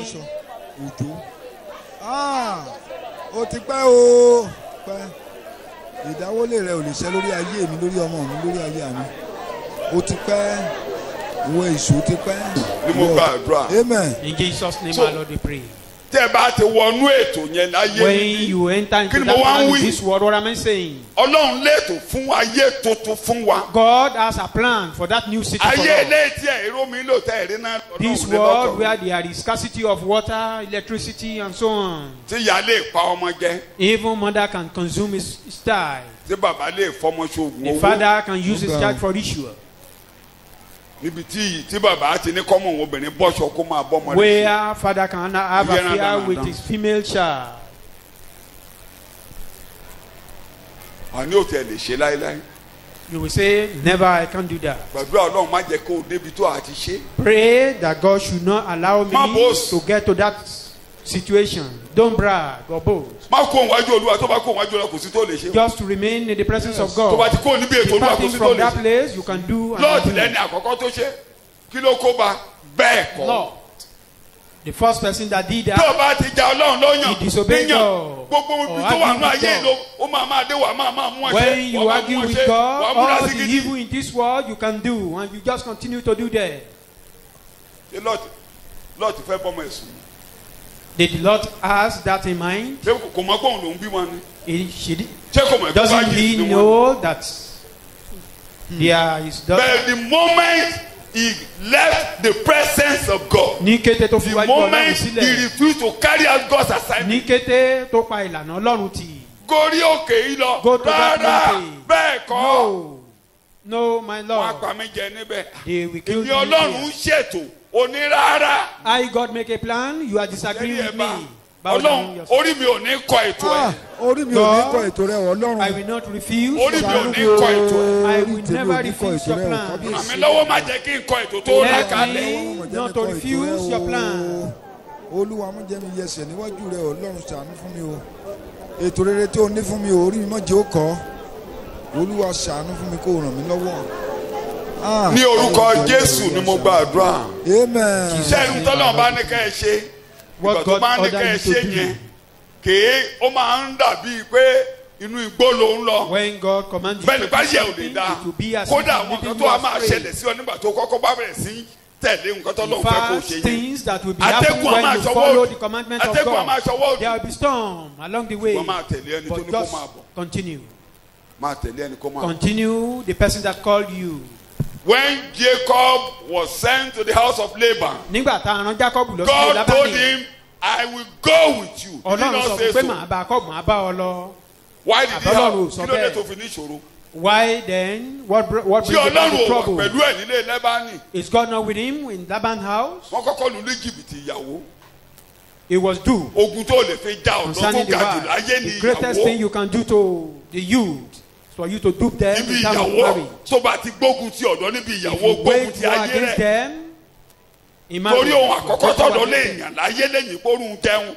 Ohun méjì ló ń bọ̀dọ̀ ọjà láyé. Ké là á after jẹ, getting job, àyàwó là á fẹ́. and the Tó bá ti gbógun ti lórí méjèèjì next lọ bá step is yé ẹ̀jẹ̀ marriage. When tí you wage òun war jẹ against them in those two areas, tí òun tó máa fi gbọ́ you ìyàwó. destroy them. Méjèèjì ni wọ́n kógun jà. Both of these things, Wọ́n Laban waged kógun war jà against lórí ohun tó máa fi tọ́ ìyàwó. on what he will Wọ́n tún use kógun jà to lórí take care of his ìyàwó wife, ọ̀gán. and even on his wife. And yet God was there. Síbẹ̀síbẹ̀ Ọlọ́run wà níbẹ̀ pẹ̀lú rẹ̀. Má sọ pé bẹ́ẹ̀ kọ́ o. Don't say no. Má sọ pé bẹ́ẹ̀ kọ́ o. Don't say no. Tó bá ti ní kó o máa gbálẹ̀ máa gbà o. If he order you to sweep, Ayé rẹ̀ á dá go níbẹ̀ o. ahead. It will be well with you there. Mọ́jà níyàn o. Don't argue with him. Fa ìpè sí ìrere mọ́jà Most níyàn o. especially calling to the Ojoojúmọ́ mo gospel. fi ń jọ́sìn ìyàwó mi I dẹ́ do mọ́. worship God. Worship Títí God on that lónìí, daily. Till I today. never regretted Mi that I kábàámọ̀ follow Christ. pé mo tẹ̀lé Jésù. Kì í ṣe bẹ́ẹ̀ nìkan. Not only Mi that, ò regret. I never that I- regretted. Because I had all opportunities to be an academician. Torí gbogbo orí ọ̀fẹ́ ni mo ní láti jẹ́ ọ̀mọ̀wé àbí ọ̀kàwé. I had all the privileges to be an Gbogbo orí academician. ọ̀fẹ́ ni mo ní. And I Bí didn't àǹfààní. see, tẹ́ ẹ̀ báyìí mọ̀ mo tútù sọ, I don't know. didn't see the inside of a university. Síbẹ̀síbẹ̀ mi ò wọnú ilé ìwé I am gíga. not a university graduate. Mi ò Tẹ́ ẹ̀ bá jáde mọ̀. nínú ilé ìwé gíga. If you don't know. I am not a university graduate. I Pé mi ò didn't jáde see, nínú ìwé I didn't yunifásitì. see the inside of a Mi university. ò because of- tiẹ̀ lọ mi ò lọbẹ̀ lọ kàwé rárá bí ti wulẹ̀ kó mọ. I took the step. Mo gbé ìgbésẹ̀. Àkókò yẹn At that time, ló dá mi lójú. then I'm certain Mo dẹ̀ ní mo juwọ́lẹ̀. and I said I surrender. And the doors were open. Not single door. Doors were open. Àwa ṣí àwọn ilẹ̀kùn sílẹ̀. Just 2 years for me to become a master. Ọdún méjì Just 2 years Fún mi tí mo kàwé dé. láti ní Àti first láti degree àti ní gbogbo ẹ̀ máa kó pọ̀ láàrin ọdún méjì. ìwé ẹ̀rí gíga. Just 2 years. Ọdún méjì péré ni màá fi ṣe é. Because mo ti ṣe àwọn courses yẹn. Because I I've- step into it. I've done some courses. Thank you Lord, the time has come. Mo sì náwó sókè Mi ò Olúwa regret ṣe ẹ̀, òtítọ́ mi ò dẹ̀ regret ẹ̀ àkókò. láyé. And I never regretted that. And Mi ò regret. never to regret it. Mo ti sọ láàrin yín rí. I've said it. Tán bá rí in our ẹnìkan midst here. ṣoṣo láàrin àwọn mẹ́rìnlá. If we could see anyone Tí ò dẹ̀ among ṣe mi ló kó the ló kó 14 yín ẹ̀kọ́. and I'm not the Tó bá dollar kódà among tán bá rí them. ẹni tó jẹ́ pé ní tí gbogbo kíláàsì bọ̀wọ̀ fún jù. If Èmi there ò ní is mo dúró láàrin anyone kí dẹ́sí pé wọ́n ń bọ̀wọ̀ fún highly mi. respected Nǹkan tó fi ń among bọ̀wọ̀ them, fún mi rè. then not because of anything Kí ni but mo because gbé? of the Bible. They Tó bá rí respected ẹnìkan tó me dún eré wà because of lára it. rẹ̀. If you Tí see àwọn anyone ọ̀gá with gbogbo favor, ọ̀gá tó kọ́ mi pátápátá. all my teachers, Tó máa ń gbé mi lápá sókè. they exhort me, Èmi dẹ̀ mọ̀ pé bíbélì ni. and I know it was just because of the Wọ́n dẹ̀ Bible. ṣe tá àti gbé mi débi kíbi. They are ready to take me to anywhere. But the call came Ìpè sì wá. and I said thank you. Mo ní mo jọ̀wọ́ gbogbo rẹ̀ Olúwa. I never regretted it. Mi ò sì kábàámọ̀ rẹ̀. Tí mo bá ṣe ń kọ́. If I did it, The worst I become a professor. The worst òpin ìrìn kí àjò mi ni Wọlé Ṣóyínká kí n dọ̀jọ̀gbọ́n. àbí kó ojú bẹ́ẹ̀ lọ. That's the end. ó jù bẹ́ẹ̀ lọ. màá bímọ. I will have child or children, ká kọ́lé. build house. ọlọ́run má jẹ́ ká bímọ èṣù. Do not allow us to have satanic child. ká jẹun. To eat. ee kí gbogbo ibi o bá ti di kankan mọ̀. Anywhere you are, for people to know you, tí o bá ṣe don't ṣọ́ọ̀ṣì ni mo ti recognize popular me. rà sẹ́ni mọ̀ mi. It's only in the church that the people know Church ilẹ̀ tí me. ń pè mí ní Nobody bàbá. know me. It's only in the church you call me your father. àwọn ọmọ mi kan tiẹ̀ wà tí o ṣe bí. There are some of my children that are not mo ṣe here. pé bàbá rìn àná mo ṣe nígbà mo ń gbé káàbọ̀ sí ẹ lọ́la mo ṣe dé omi aṣọ́rò. bàbá o àyà mi kọ́kọ́ ń jà bẹ́ẹ̀ mo arákùnrin. bàbá o Someone just called me, kíákíá mo ti jú but wọn. I could recognize his ó voice. dẹ̀ pẹ́ ìgbà tí mo ti símẹ́ǹtì bàbá o bàbá ńlá bàbá o ibi Jésù ni mo ṣe jẹ́ bàbá ṣe It's just because of ṣé mi Jesus, mo bí ọ ni nothing else. Am I your father? àbọ̀ ọmọ bàbá rẹ̀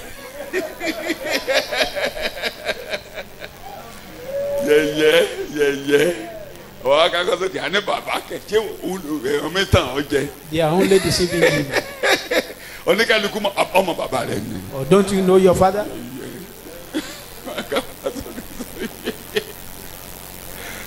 gorí òrùlé kó o bọ́lẹ̀. Go to the pinnacle and jump down. jẹ́ ìpè èdè tí mo bá débẹ̀ ni pé ìdúró Obey the nànà rè call. This is tó o bá ti city, tẹ̀lé a ọlọ́run rowdy ní kò síbi city. tó ní dánwò lábẹ́ ọ̀run. If you don't follow Christ, you will Ṣé bí commit ìgbà tí Lord many ò ṣe? atrocity. But because Lot failed to Ìgboro do the dàrú. commandment of God, there was confusion. mo ní gbòòrò ṣe There was ó dàrú níbi confusion. tó wà ìgboro dàrú There was confusion. kò kúkú fi where pamọ́ he àwọn ọmọ was. gan àwọn ọmọ He gan ló didn't ló even yá force the daughters. Ayin. They are the ones that did it. They Ẹ mà committed ní. the atrocity. ó yó ṣùgbọ́n ṣé kò mọ̀ Though he drank, but didn't he know? Did he no know? ẹ̀yin náà ẹ ro Just think about it. ó ṣe kan lónìí You did one today. lórí kò sẹ́yìn tó lè bóbìnrin ṣe kó má fi ilẹ̀ lára We can't have affair with Mi the ò mọ women ẹlòmíì and ṣá o. don't feel it. mo mọ̀ bó ṣe máa ń ṣe mí nígbà tí mo ń bímọ I know how I feel in mo those mọ̀ days. mo mọ̀ pẹ̀lú mílíkì lábẹ́ bẹ́ẹ̀dì ni pọ̀pọ́ mi wà ń bí náà mílíkì wà lábẹ́ bẹ́ẹ̀dì mi tí n kọ́ta dẹ́ wà ń bẹ́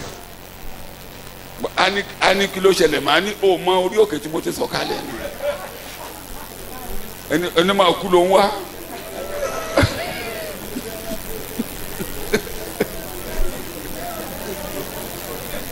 mo máa ń sọ fún mi táwọn obìnrin bá lóun bímọ I ọmọ wo lẹ bí do tell her when women or when they Ọmọ say wọlé bí? they deliver.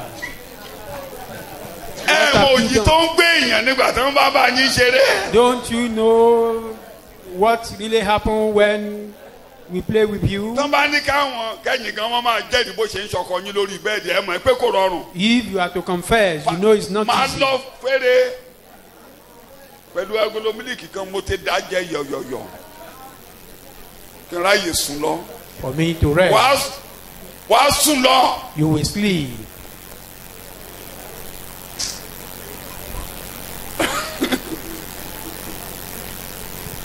ọmọ àkọ́kọ́ fún lógógóró mu The first daughter, ó sùn tí ṣé ẹ mọ̀ ni. ọ̀kàrẹ̀ jàre abí. torí at least ó máa làágùn ìṣẹ́jú kan at least, bí he ó pọ̀ kó tó struggled rọ̀nà wọlé a minute orúkọ easy ni. before he could get access. mo tiẹ̀ láwọn ọmọ mi kan tó mo have ní ọmọ mi some kan of tó my márì children. nígbà tó márì wọn àtọkọ ẹ̀ obìnrin yẹn ò ṣe kankan rí nígbà tọkọ ẹ̀ The fẹ́ lady was odidi begging. ọ̀sẹ̀ méjì náà fẹ́ làágùn nù 2 lẹ̀ weeks, they were still struggling. tí ọkọ bá ti fẹ́ wọbẹ̀ a ti ké bọ́bá ń ké àánú aṣọ kọ gbàyẹn náà kóra wọn wá.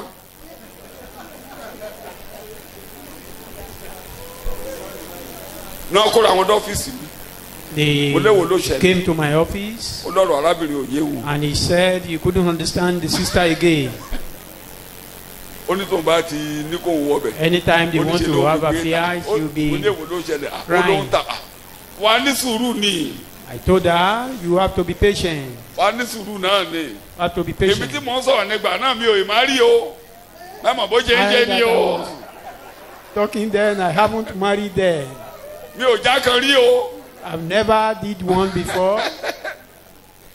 bẹ́ẹ̀ mo ṣáà ní sùúrù ló máa ní kó bá fẹ́ I bímọ told láyé. her, you will be patient. arákùnrin mọ̀ ṣàánú ẹ̀. Brother, don't pity.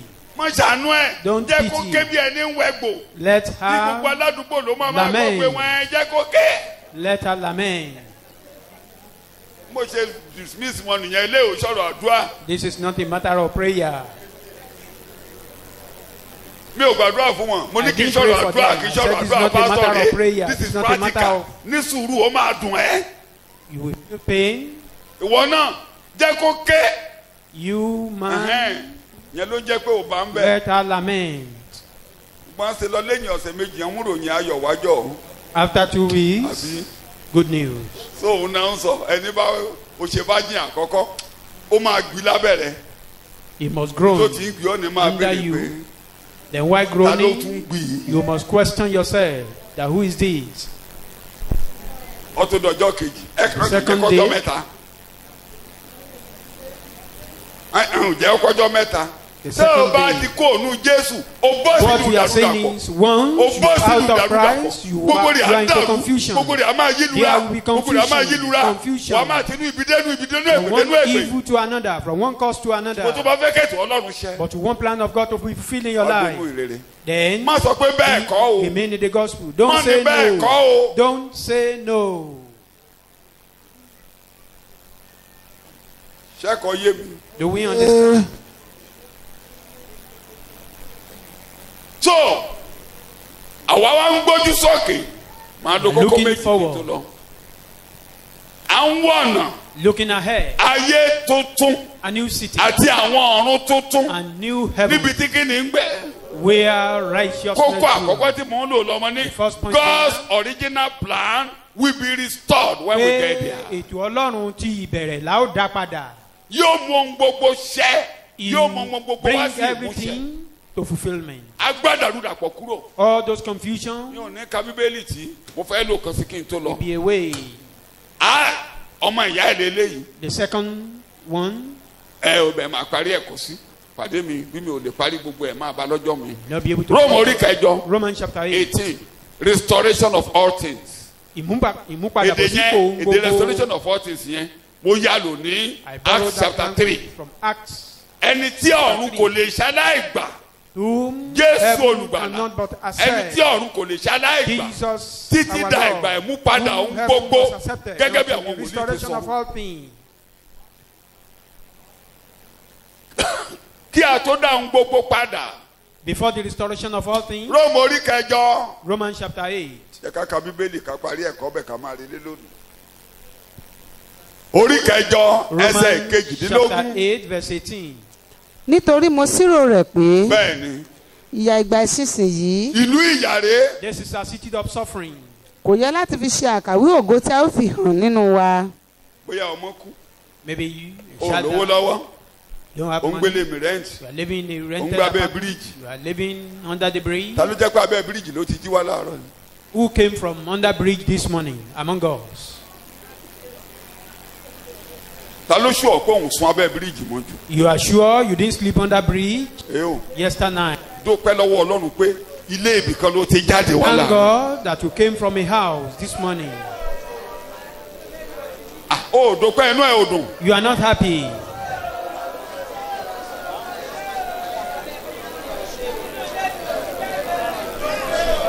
ní orúkọ Jésù ni a dúpẹ́. In Jesus' name we pray. ta ló jẹ́ pé òun jẹ orí àtàn tó ṣàlàyé àná ló jẹ láàárọ̀ yìí. Who among us that fed himself with donkey Hallelujah. from the donkey this morning? olórí Nàìjíríà kan nígbà kan wọ́n ní One wọ́n president- ní yà ń jẹ Nigerian wá president, ó láàtí when they ìbẹ̀rẹ̀ sí í said- ṣàwọn jẹjẹ lórí àtàn. He said he has not Abẹ́ seen ti people gbàgbé searching for food Olúwa from mi ò the ṣàwọn jẹ donkey. orí àtàn jẹ. Thank you, O God. I'm not a beggar.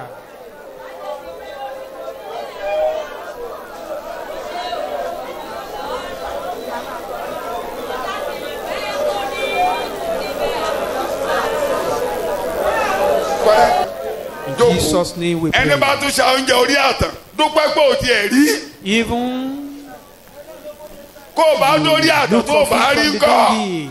Thank God that you are able to find one. suppose you get there, you àwọn find orí nothing. àtàn kan wà There are tó some, lè rí nǹkan ṣàǹbẹ̀ gan fún there àpẹẹrẹ are some donkeys. these days tó jẹ́ pé ìgbéraga You can't ti wà ní get gbogbo anything. èèyàn àwọn aṣọ kan wà báyìí tó jẹ́ pé táàyàn bá rẹ ni kò fún wa dá sórí àtàn There are some clothes you can tó dẹ̀ go ti there dá to the donkey that are still good. But because of the pride of man, people don't take them again these days. step follow mi ò lè má lò If you give it to People some don't people, be they may mad. not use it. a máa bínú sí ọ pé ṣe ló rò ń pin làdá sórí àtàn Instead kọ́ of bá rẹ him to ni fún use it, they may think you're looking down at them. ẹ kàn nídìí orí àtàn lọ wèrè wà ní títí Give àbí them wèrè ò sí ní títí lọ fún wèrè to insane people. ẹyẹ yẹyẹ wèrè aṣèjì aṣọ gan náà àdùn àtúnṣe kaba yìí.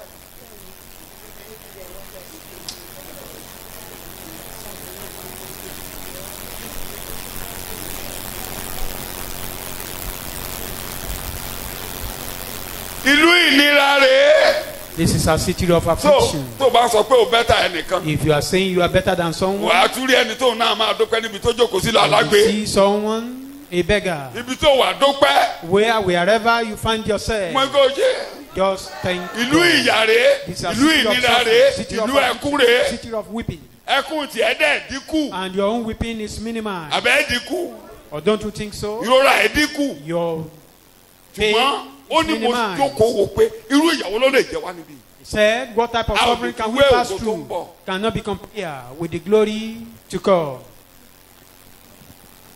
ó kéré Very, very minute. ó ní ìfojúsọ́nà tí gbogbo ẹ̀dá Looking ayé ń forward. dúró dè That the whole ọjọ́ tọ́lọ́ world yóò is kó àwọn ọmọ expecting. jáde That is the day God will publicize His tí a kó children. gbogbo ọmọ jáde You bring them àwọn out. tí a ti yàn sí Those, ìsọdọmọ the yẹn chosen ones, láwọn those tó ti that gba have been ẹ̀mí ọmọ appointed níbi for kan tó lọ adoption. à á kó wọn They've been jáde adopted. wọ́n sọ pé God will àyàn yín publicize them. dáadáa That is why I àbí said, ọ you dáadáa are born well, you mo are láṣẹ choosing ẹ̀yàn ọmọ well. ọlọ́run má má ṣe núró mọ́ o Don't misthink.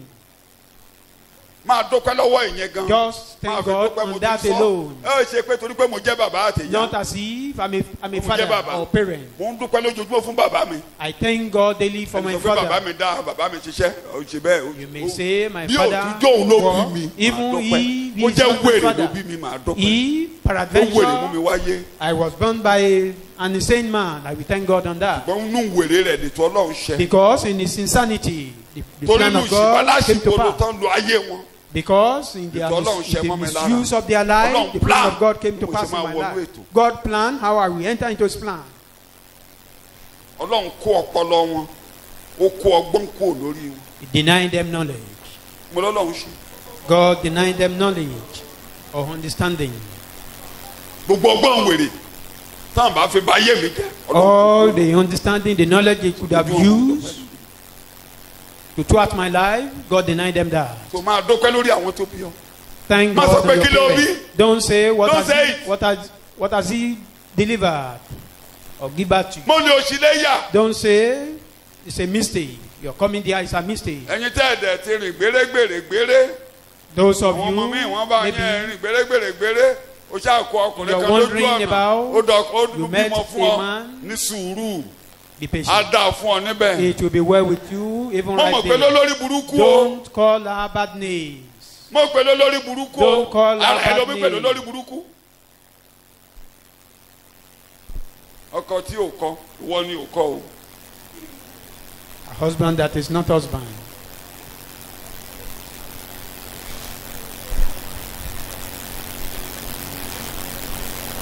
torí ọ̀pọ̀lọpọ̀ wá bẹ́ẹ̀ sí gbọ́ mi Majority lónìí of us, tí ò bá jẹ́ ọkọ ìkàrà tẹ́ ẹ bá pàdé yẹn if nígbà not, Jésù. if not for that stubborn Tí ò bá jẹ́ husband you pé come across, you will ilé not be yín born gbóná again. lọ nígbà yẹn If not tí ò bá jẹ́ that, ọkọ yẹn tàbí ìyàwó yẹn ò ní mọ̀ bí tí if Jésù not jà that sí there are problems in that house, Tọ́lọ́run you kò ní wouldn't ṣe have mọ́ no lára. Christ.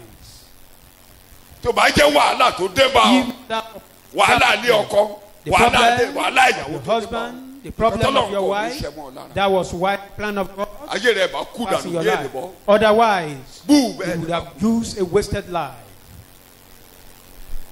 ọ̀rọ̀ opportunity wà nù ìrìn torí bàbá tó bí ọ ni ó bàbá ilé ìjẹ́lẹ̀ èṣù pátápátá Your father may be kí ìyá ẹ̀ gbé ẹ sáwá sínú ìrere and your mother ọjọ́ dúpẹ́ lọ́wọ́ got you Ọlọ́run pé ò ní ìyá to tó the gbé ọ wá gospel. Thank God for your mother Yeah, that that- brought that. you into the gospel. A good mother. kó bá dẹ̀ jẹ́ pé ìyàwó ló kiri bọ́ gbó ṣebí kan ni mò ń sọ He is yìí your wife that ṣebí kan bàbá kan ni mò ń sọ yìí that ìyàwó ẹ̀ ran náà away. àti ilé tọ́jú Talking ọkọ̀ of gbogbo ó that dàgbà man, the wife ran ló away. bá wọ̀ pẹ́ òyà sí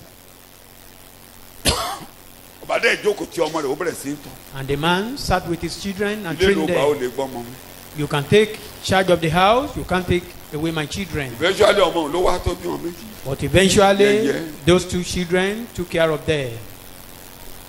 ayé mi ò ní kú dànù jàre ayé mi ò ní kú dànù bẹ́ẹ̀ ló My bọ́. life not be a wasted. ìlú ìnira rẹ̀ This is a city of pain. kò sí wàhálà tó lè bá pàdé níbí You can encounter any problem in this world. mo ti máa ń sọ yọlá yà rẹ pé I ìgbà do jẹ say ti jẹ ọ it. tán ìwọ náà máa jẹ ìwọ nìkan náà dẹ máa jẹ torí ìwọ ló náà ń jẹ wọn á dẹ Delete jẹ ọ that there are some people after Wọ́n á jẹ you. ọ́. If you say they are after wọn á you, dẹ then jẹ they wọn á will be dẹ after fẹ́ yẹ you. dàrú torí ó sọ pé wọn ò jẹ kó o gbádùn wọn ò dẹ ní jẹ Because kó o you said gbádùn they are after you, then they will be wọn ò ní after jẹ o you. gbádùn náà o mi ò mọ wọn I don't know them. mi ò mọ wọn ètò wọn ò sí nínú ìjọ àwọn tí a ò kà sí nínú ìjọ là jẹ àbá kà wọn sí nínú ìjọ Wishes were not reckoned with in the church. gbogbo àwọn yẹn parí ìrìn àjò wọn sórí igi àgbélébùú Those people ended their journey on the cross. ọjọ́ òkùnkùn làwọn yẹn bá lọ They went away Ọjọ́ on òkùnkùn. the day of evil. Ọjọ́ òkùnkùn ni wọ́n bá lọ. The day wákàtí agbára òkùnkùn nìyẹn the àjọ wọn parí power sí. of darkness. They ended their journey in that èmi ò time. sọmọ òkùnkùn I'm mọ́ not a child of darkness. ọmọ tani mí lónìí I'm a child, son of God. ohun tó ń ṣe nínú òkùnkùn ò kàn mí What they are doing in the darkness, Ṣé I'm ó less kàn concerned ìwọ? about that. Or are you concerned about that? ṣé ó kàn ìwọ Are you ẹnu concerned rẹ about sọ that? nǹkan tó ń ṣe nínú Confess it. òkùnkùn ò ní pẹ́ pẹ̀lú mi It's in darkness, I'm ìpàdé less concerned òkùnkùn ò about kàn that. mí They are mi ò meeting in ṣara wọn darkness, I'm less concerned about it. I'm not among. ìpàdé òkùnkùn kò kàn mí o tọmọtọmọ kò kàn mí lórí ẹyẹ lórí Ní ìdílé mi agbára. ìpàdé òkùnkùn. In Jesus' name. so ètò tó dáa ló wà níwájú A better plan ahead of ìlú me. ibi tí nígbà tá a bá máa débẹ̀ yẹn By the time we get nínú there, ayé ìyẹn ẹranko á wà there will be beasts. ta ló sọ kìnìún lórúkọ Who name lion? ẹ o á ádámù sọ gbogbo ẹ̀dá dòmìnira Every humanity Gbogbo will ohun tọ́lọ́run be dá liberated. dòmìnira. Every other creature will be yẹn ní Paul liberated. yẹn ní baba Pétérù ní à ń retí That was what Peter said we are expecting. ilé tí mo ní ìyàwó mi ló ń pejò tí màá wà ń yàrá yìí ejò àti wábi yà sí erùpẹ̀ ló máa jẹ láéláé ní tiẹ̀ Satan must have been yẹn nìkan èpè mọ́ yẹn another thing. He will be Yẹn ò feeding ní on ràpadà. dust. The Ẹnìkan kan ò cost sanwó ìràpadà remain ejò. upon it. No one pay for its own mo ní redemption. wọn ò ṣe wọn ò sanwó. No Yẹ̀pẹ̀ ló- redemption yẹ̀pẹ̀ ló for máa jẹ slaves. láyéráyé. He will be feeding on dust forever. yẹ̀pẹ̀ Dust. yẹ̀pẹ̀ ṣùgbọ́n ní ti kìnìún tí a sọ de gara But of that lion that became white, kìnìún bọ̀ wá máa jẹwé lion is going to feed on green leaves. ewé Green leaves. gbogbo àwọn ajá tó ń jẹran yìí All those dogs that Ewé are ni wọ́n máa cannibals, jẹ. they will be feeding on green leaves. carnivorous animals will go away Àwọn ẹranko tó ń jẹran, láwọn tẹ́ ń bẹ̀rù wọn ní sí wọn mọ́, those we are afraid. ní kìnìún bá oníkàlùkù àti wábi yà sí. Everybody will disappear. wọ́n ń bọ̀ ń bẹ̀ láìpẹ́ láti mọ wọn kàdé kí n sọ fún ẹ pé àwọn ètò mọ̀nàmọ̀nà á kúrò ń Coming bẹ̀ here, what we are trying to say is all those tó fọkàn sí unrecorded yẹn plan will disappear. ń bá wu àwọn ní àgálámàṣà ẹ̀ka máa ṣe Whatever anybody ẹ̀mí may má ti ní do. ẹ má gbọ́kàn sí wọn Holy Spirit there said, ètò don't ìjọba trust wọn in ò ní them. dayé ẹrú Their own amen plan of their government will not thwart your life. máa tẹnu mọ́ Continue tọ́gà ní emphasizing on iṣẹ́ kan bá that. ń gbógun tì ọ́ If any sọ boss pé is waging war against you, is satanic government cannot change the plan of God for my life. pé ìjọba èṣù kí ìjọba èṣù kò lè dá ètò Ọlọ́run rú lórí ayé bó mi. gbógun tì ọ́ If they wage war against ogun you, ẹ̀ ló máa kọ́ wọnú ètò Ọlọ́run. all those things will lead Okay, you to balẹ̀. the plan of God. Calm down. ẹ kọ́kọ́ ẹ balẹ̀ Just calm down. ó ti débi táyé èèyàn ti ń dá You are in a place where it will be well tí a bá ti with lè you. sọ ọ́ dọmọ nínú Jésù Once you are adopted in Christ, all is well. gbogbo rẹ̀ á dára. Are you listening to me? máa fọkàn sí o torí àmọ́jọ́ tí oníkan sọ pé Let your mo fẹ́ mú ọ mind kúrò be níbí there because pé we ibi kan ń bọ̀ we ẹ̀mí ẹ̀ don't ò lè know gbé when God will take you away ẹ̀mí ẹ̀ ò from lè gbé here ibi yẹn against máa evil bọ̀ wá days sí mi that come and rest. ibi tó ń bọ̀ yìí ò lè gbé This forthcoming ìyá máa bọ̀ wá sí evil, mi. you can bear àmú it. olódodo Come lọ to me. kí ọjọ́ kí ni ó tó dé Righteous man is taken before so àwọn If ibi they- kẹ́lẹ̀ ó lè jẹ́ family ẹni. It may be your family. ọmọdé ò ní lè gbé. Ó yá, ó yá, This ó yá. boy will not be able to bear this. Come to me. tó bá dúró ẹ̀mí àbọ̀ If he should wait till ètò then, ayébáyé ò ní ṣẹ́ mọ́ lára. the plan of God wọnú for him may ìyẹ̀wò not rẹ be lọ fulfilled. wá Come sinmi to fún your wọn rest. tí ò yẹ ò ní jẹ́ kẹ́ máa Play. banújẹ́ púpọ̀. That one will not Ní allow Paul us fi sọ, to be more ẹ má sorrowful. banújẹ́ bí àwọn tí kò ní. Don't be sorrowful like those who have no hope. shout hallelujah hallelujah shout hallelujah. Ẹ kí hallelujah. so ọjọ́ dáadáa ló wà níwájú. Better day ahead. finally a gba ọ̀tẹ̀ kúrò All end of rebellion. rebellion a gba ọ̀tẹ̀ kúrò Òpin ìṣọ̀tẹ̀. a ó gbé ìjọba léwọ́ bàbá Then a gba ọ̀tẹ̀ the kúrò kingdom gbogbo will be ọ̀tẹ̀ handed over gbogbo to our ọ̀tẹ̀ Father. gbogbo Every ọ̀tẹ̀ rebellion, every rebellion. má jẹ́ kẹ́mi ọ̀tẹ̀ bá ọ lo Don't bá ti fẹ́ allow kó bá ọnù the ṣọ́ọ̀ṣì orí spirit ọ̀hún of dìtẹ̀ ẹnu rebel ṣọ́ọ̀ṣì o to be wọ́n bá with wọn you. kẹ́gbẹ́ ọlọ́tẹ̀ máa ń bẹ̀rẹ̀ pé ẹ jẹ́ ká gbàdúrà fún lágbájá we start that let's pray Ọlọ̀tẹ̀ for ni. so person. It's rebellion. bá ti bẹ̀rẹ̀ sí í rojọ́ ẹ̀ fún ẹ When he But the lágbájá started need àdúrà. discussing that person for ẹ rí i you, pé that person need ẹ prayer. rí i pé bó ṣe ń ṣe yìí ó Don't dá you see how he's behaving? àtúrẹ́ lómi ìpọ́dà lágbájá ní ìdí See àdúrà another person, that man ọ̀rọ̀ needs sísá lágbájá ní ìdí prayer. àdúrà gan This sister need prayer. ẹjọ́ ló máa tó káàkiri ọlọ́tẹ̀ ní He's a rebellion. Rebellious tó bá child. ti fẹ́ kó bá ọ lọ lé ẹ̀ Don't allow lọ bá them to sísá lágbájá implicate bọ̀rọ̀ you. lágbájá ní kẹ́jẹ́ ká gbàdúrà Go and meet so brother. Let's lọ́ba pray. ní kó jẹ́ kẹ́ gbàdúrà Go and meet him. lọ́ba wọ́n jẹ́ kó gbó sí ọ lápò Don't allow anybody to implicate you. jẹ́ ká gbàdúrà bọ̀dà Let us pray for him. kí la fẹ́ gbàdúrà lé lórí What do we want to pray mo for? kíyè sọ̀rọ̀ ẹ èyí mi mọ́ I notice some things I jẹ́ ká don't gbàdúrà mo fẹ́ understand. ó dáa jù báyìí lọ You are tẹ́lẹ̀ better than this. tètè tójọ́ yẹn fún Tell him. má tójọ́ rẹ̀ fún mi tójọ́ rẹ̀ fún mi. Don't tell me about him. ọ̀rọ̀ ṣọ́ọ̀ṣì wa ní àdúrà wọn The situation in mẹ́kàn church ṣe lọ now ṣọ́ọ̀ṣì need yẹn ẹjọ́ prayer. ló fẹ́ tó As everything is going on now, ní kó la rí pásítọ̀ tell him to go and see the man of God. tani mo ní kó la rí n tó dàrú olùkú ní ṣọ́ọ̀ṣì That thing that is Ṣebí pastor wà ní confusing him in the church, let him go and meet ìwọ ni him. òye ọ̀nù ṣọ́ọ̀ṣì wọ́n jẹ́ kókó bá wọn Don't torí allow ó anybody ti to yẹ àbí kò ti implicate yẹ ọ ní tiẹ̀ You still Tójú tiẹ̀ ti understand. dàrú. You are ojú tiẹ̀ ò you are not dàrú yet òun lójú ẹ̀ confused. dàrú But go and meet the pastor go and meet the pastor and let the pastor explain your irú ẹni confusion to bẹ́ẹ̀ kó lọ you bá ìránṣẹ́ Ojú Ọlọ́run tèmi kó ò lè dàrú ṣàlàyé ohun náà. tó dà á lójú rú wọ́n fún ẹ̀jẹ̀ un. fẹ́ dojú mi rú ni Now you want to create confusion. ohun tí mi ò mọ̀ ló fẹ́ fún mi ní What I ìjìnlẹ̀ don't know, you want to introduce it to ó me. fẹ́ introduce ìjìnlẹ̀ tí mi ò mọ̀ sí You want to mi introduce mystery for me or to me. rí bí nǹkan ṣe ń lọ Don't you observe how Báwo ni nǹkan things ṣe are ń lọ? going on? How bàbá are pastor things sọ pé bí going nǹkan on? ṣe ń lọ ò dáa Go and meet pastor and inform him that this thing is not okay. àbí wọ́n tilẹ̀ kó ọ́fíìsì mi níbẹ̀ Or ni is my door shut?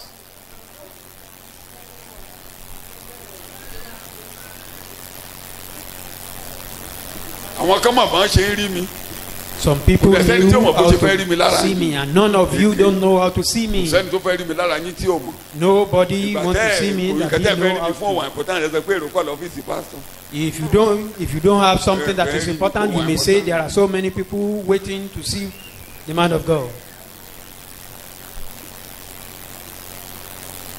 kódà a ní di ṣọ́ọ̀rù gidi lórí ṣọ́ọ̀ṣì yẹn gan o We need Eh. vigil. tí ẹ ti Very. ń gbà á Have you been praying? mọ jẹun on kó that? bá ọ sẹ́ Don't allow anybody to hate you. gbogbo ọ̀tẹ̀ la máa gbá kúrò Every olórí ọlọ́tẹ̀ ń lọ sádágún iná even the sheep. gbogbo àwọn ọmọ rebellion, rẹ̀ ń lọ sádágún iná go to the lake kò of fẹ́ fire. lọ a ó wọ èṣù sínú Will be adágún iná forced to sọ the lake fọlọ́run of fire. Thank nínú God. ìran eléyìí This generation, ẹ̀mí ọ̀tẹ̀ ò ní bá mi kọ́ the wọ́rin spirit of rebellion will not be my companion. ẹ̀mí ọ̀tẹ̀ ò ní bá mi kọ́ Rebellion wọ́rin spirit will not be my lélẹ̀ companion. ìta ṣe ẹ̀mí ọ̀tẹ̀ ò ní bá mi kọ́ wọ́rin In this generation, ọkàn mi ò ní ṣe lòdì sí òtítọ́ I will not rebel against the truth.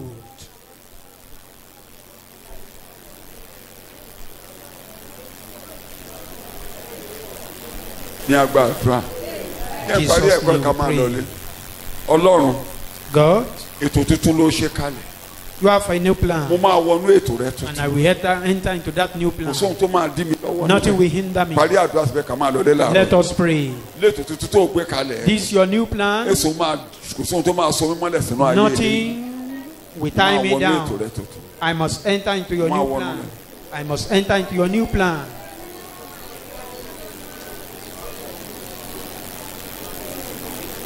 àmẹ́yẹ kó kanlẹ̀. Shout amen. Jẹ́ kó kanlẹ̀. Amen. Wá dìde lórí ẹsẹ̀ rẹ̀. We rise up on our Olúwa feet. ó ṣe láàárọ̀ yìí o. Lord, I thank you for this morning. Kò ní onú tó dáa jù fún mi. You have a better thing for me. Ó yàn mí sí òtítọ́. Choosing me Ó for yàn the mí sí truth. ìgbàlà. Choosing me for Ó salvation. yàn mí sí ìparun. Not choosing me for Ó yàn mí sí destruction. ìsọdọ̀mọ́. Choosing me for Ó yàn mí adoption. sí ètò ayérayé. Choosing me for eternal plan. Olúwa ó ṣe o. Lord, I thank you. Olúwa ó ṣe Olúwa mo dúpẹ́ mo gbé Thank ọ̀gá you, lọ́pọ̀lọpọ̀ Lord. lọ́pọ̀lọpọ̀. I worship you. I adore your name so much. Jésù Olúwa wa. In Jesus' name we pray. Jókòó wá tú àpò ẹ. Dip your hand into Akọrin. your pocket.